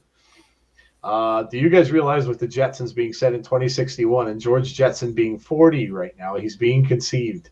George Jetson's being conceived right now. That's food for thought. There you go.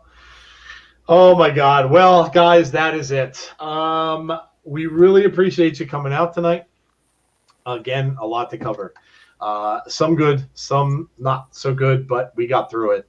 And we had some – I really love the participation in the favorite moments. Really, really appreciate that. It's nice to see. I'm glad – I hope you guys do that all the time. Don't be afraid to do that. We encourage that because we get to see what you enjoyed from this past week as well. So very, very happy that you guys did that. Really, really appreciate that. Gene says, I've got one. What's the most detailed ocean? The Pacific. Okay. All right. Tazzy says, great show tonight. Thank you, Tazzy. Really, really appreciate it. All right, guys, we're going to get out of here. But like I said, before we do, make sure that you throw up a like on the video before you leave tonight. If you haven't subscribed already, make sure you do so. Hit the notifications button. So in case when we do get those new shows going, you will know when we're going to be on with content. And, of course, make sure you join Jeff and Jody on Monday, 6 o'clock p.m. Eastern Standard Time for Abby's Window, which they will have a tweet to talk about, and they will probably have some stuff with Alexa to talk about as well. So make sure you join them for that. And then join us next week for the Impact Go Home show. And then, of course, next weekend for the pay-per-view. And then on Sunday, join us for NXT TakeOver in your house. That is it, guys. We are done. Have a great rest of your Saturday night. Have a great rest of your weekend. And hopefully we will see you all again on Monday for Abby's Window. Take care, guys, and have a great night. Good night.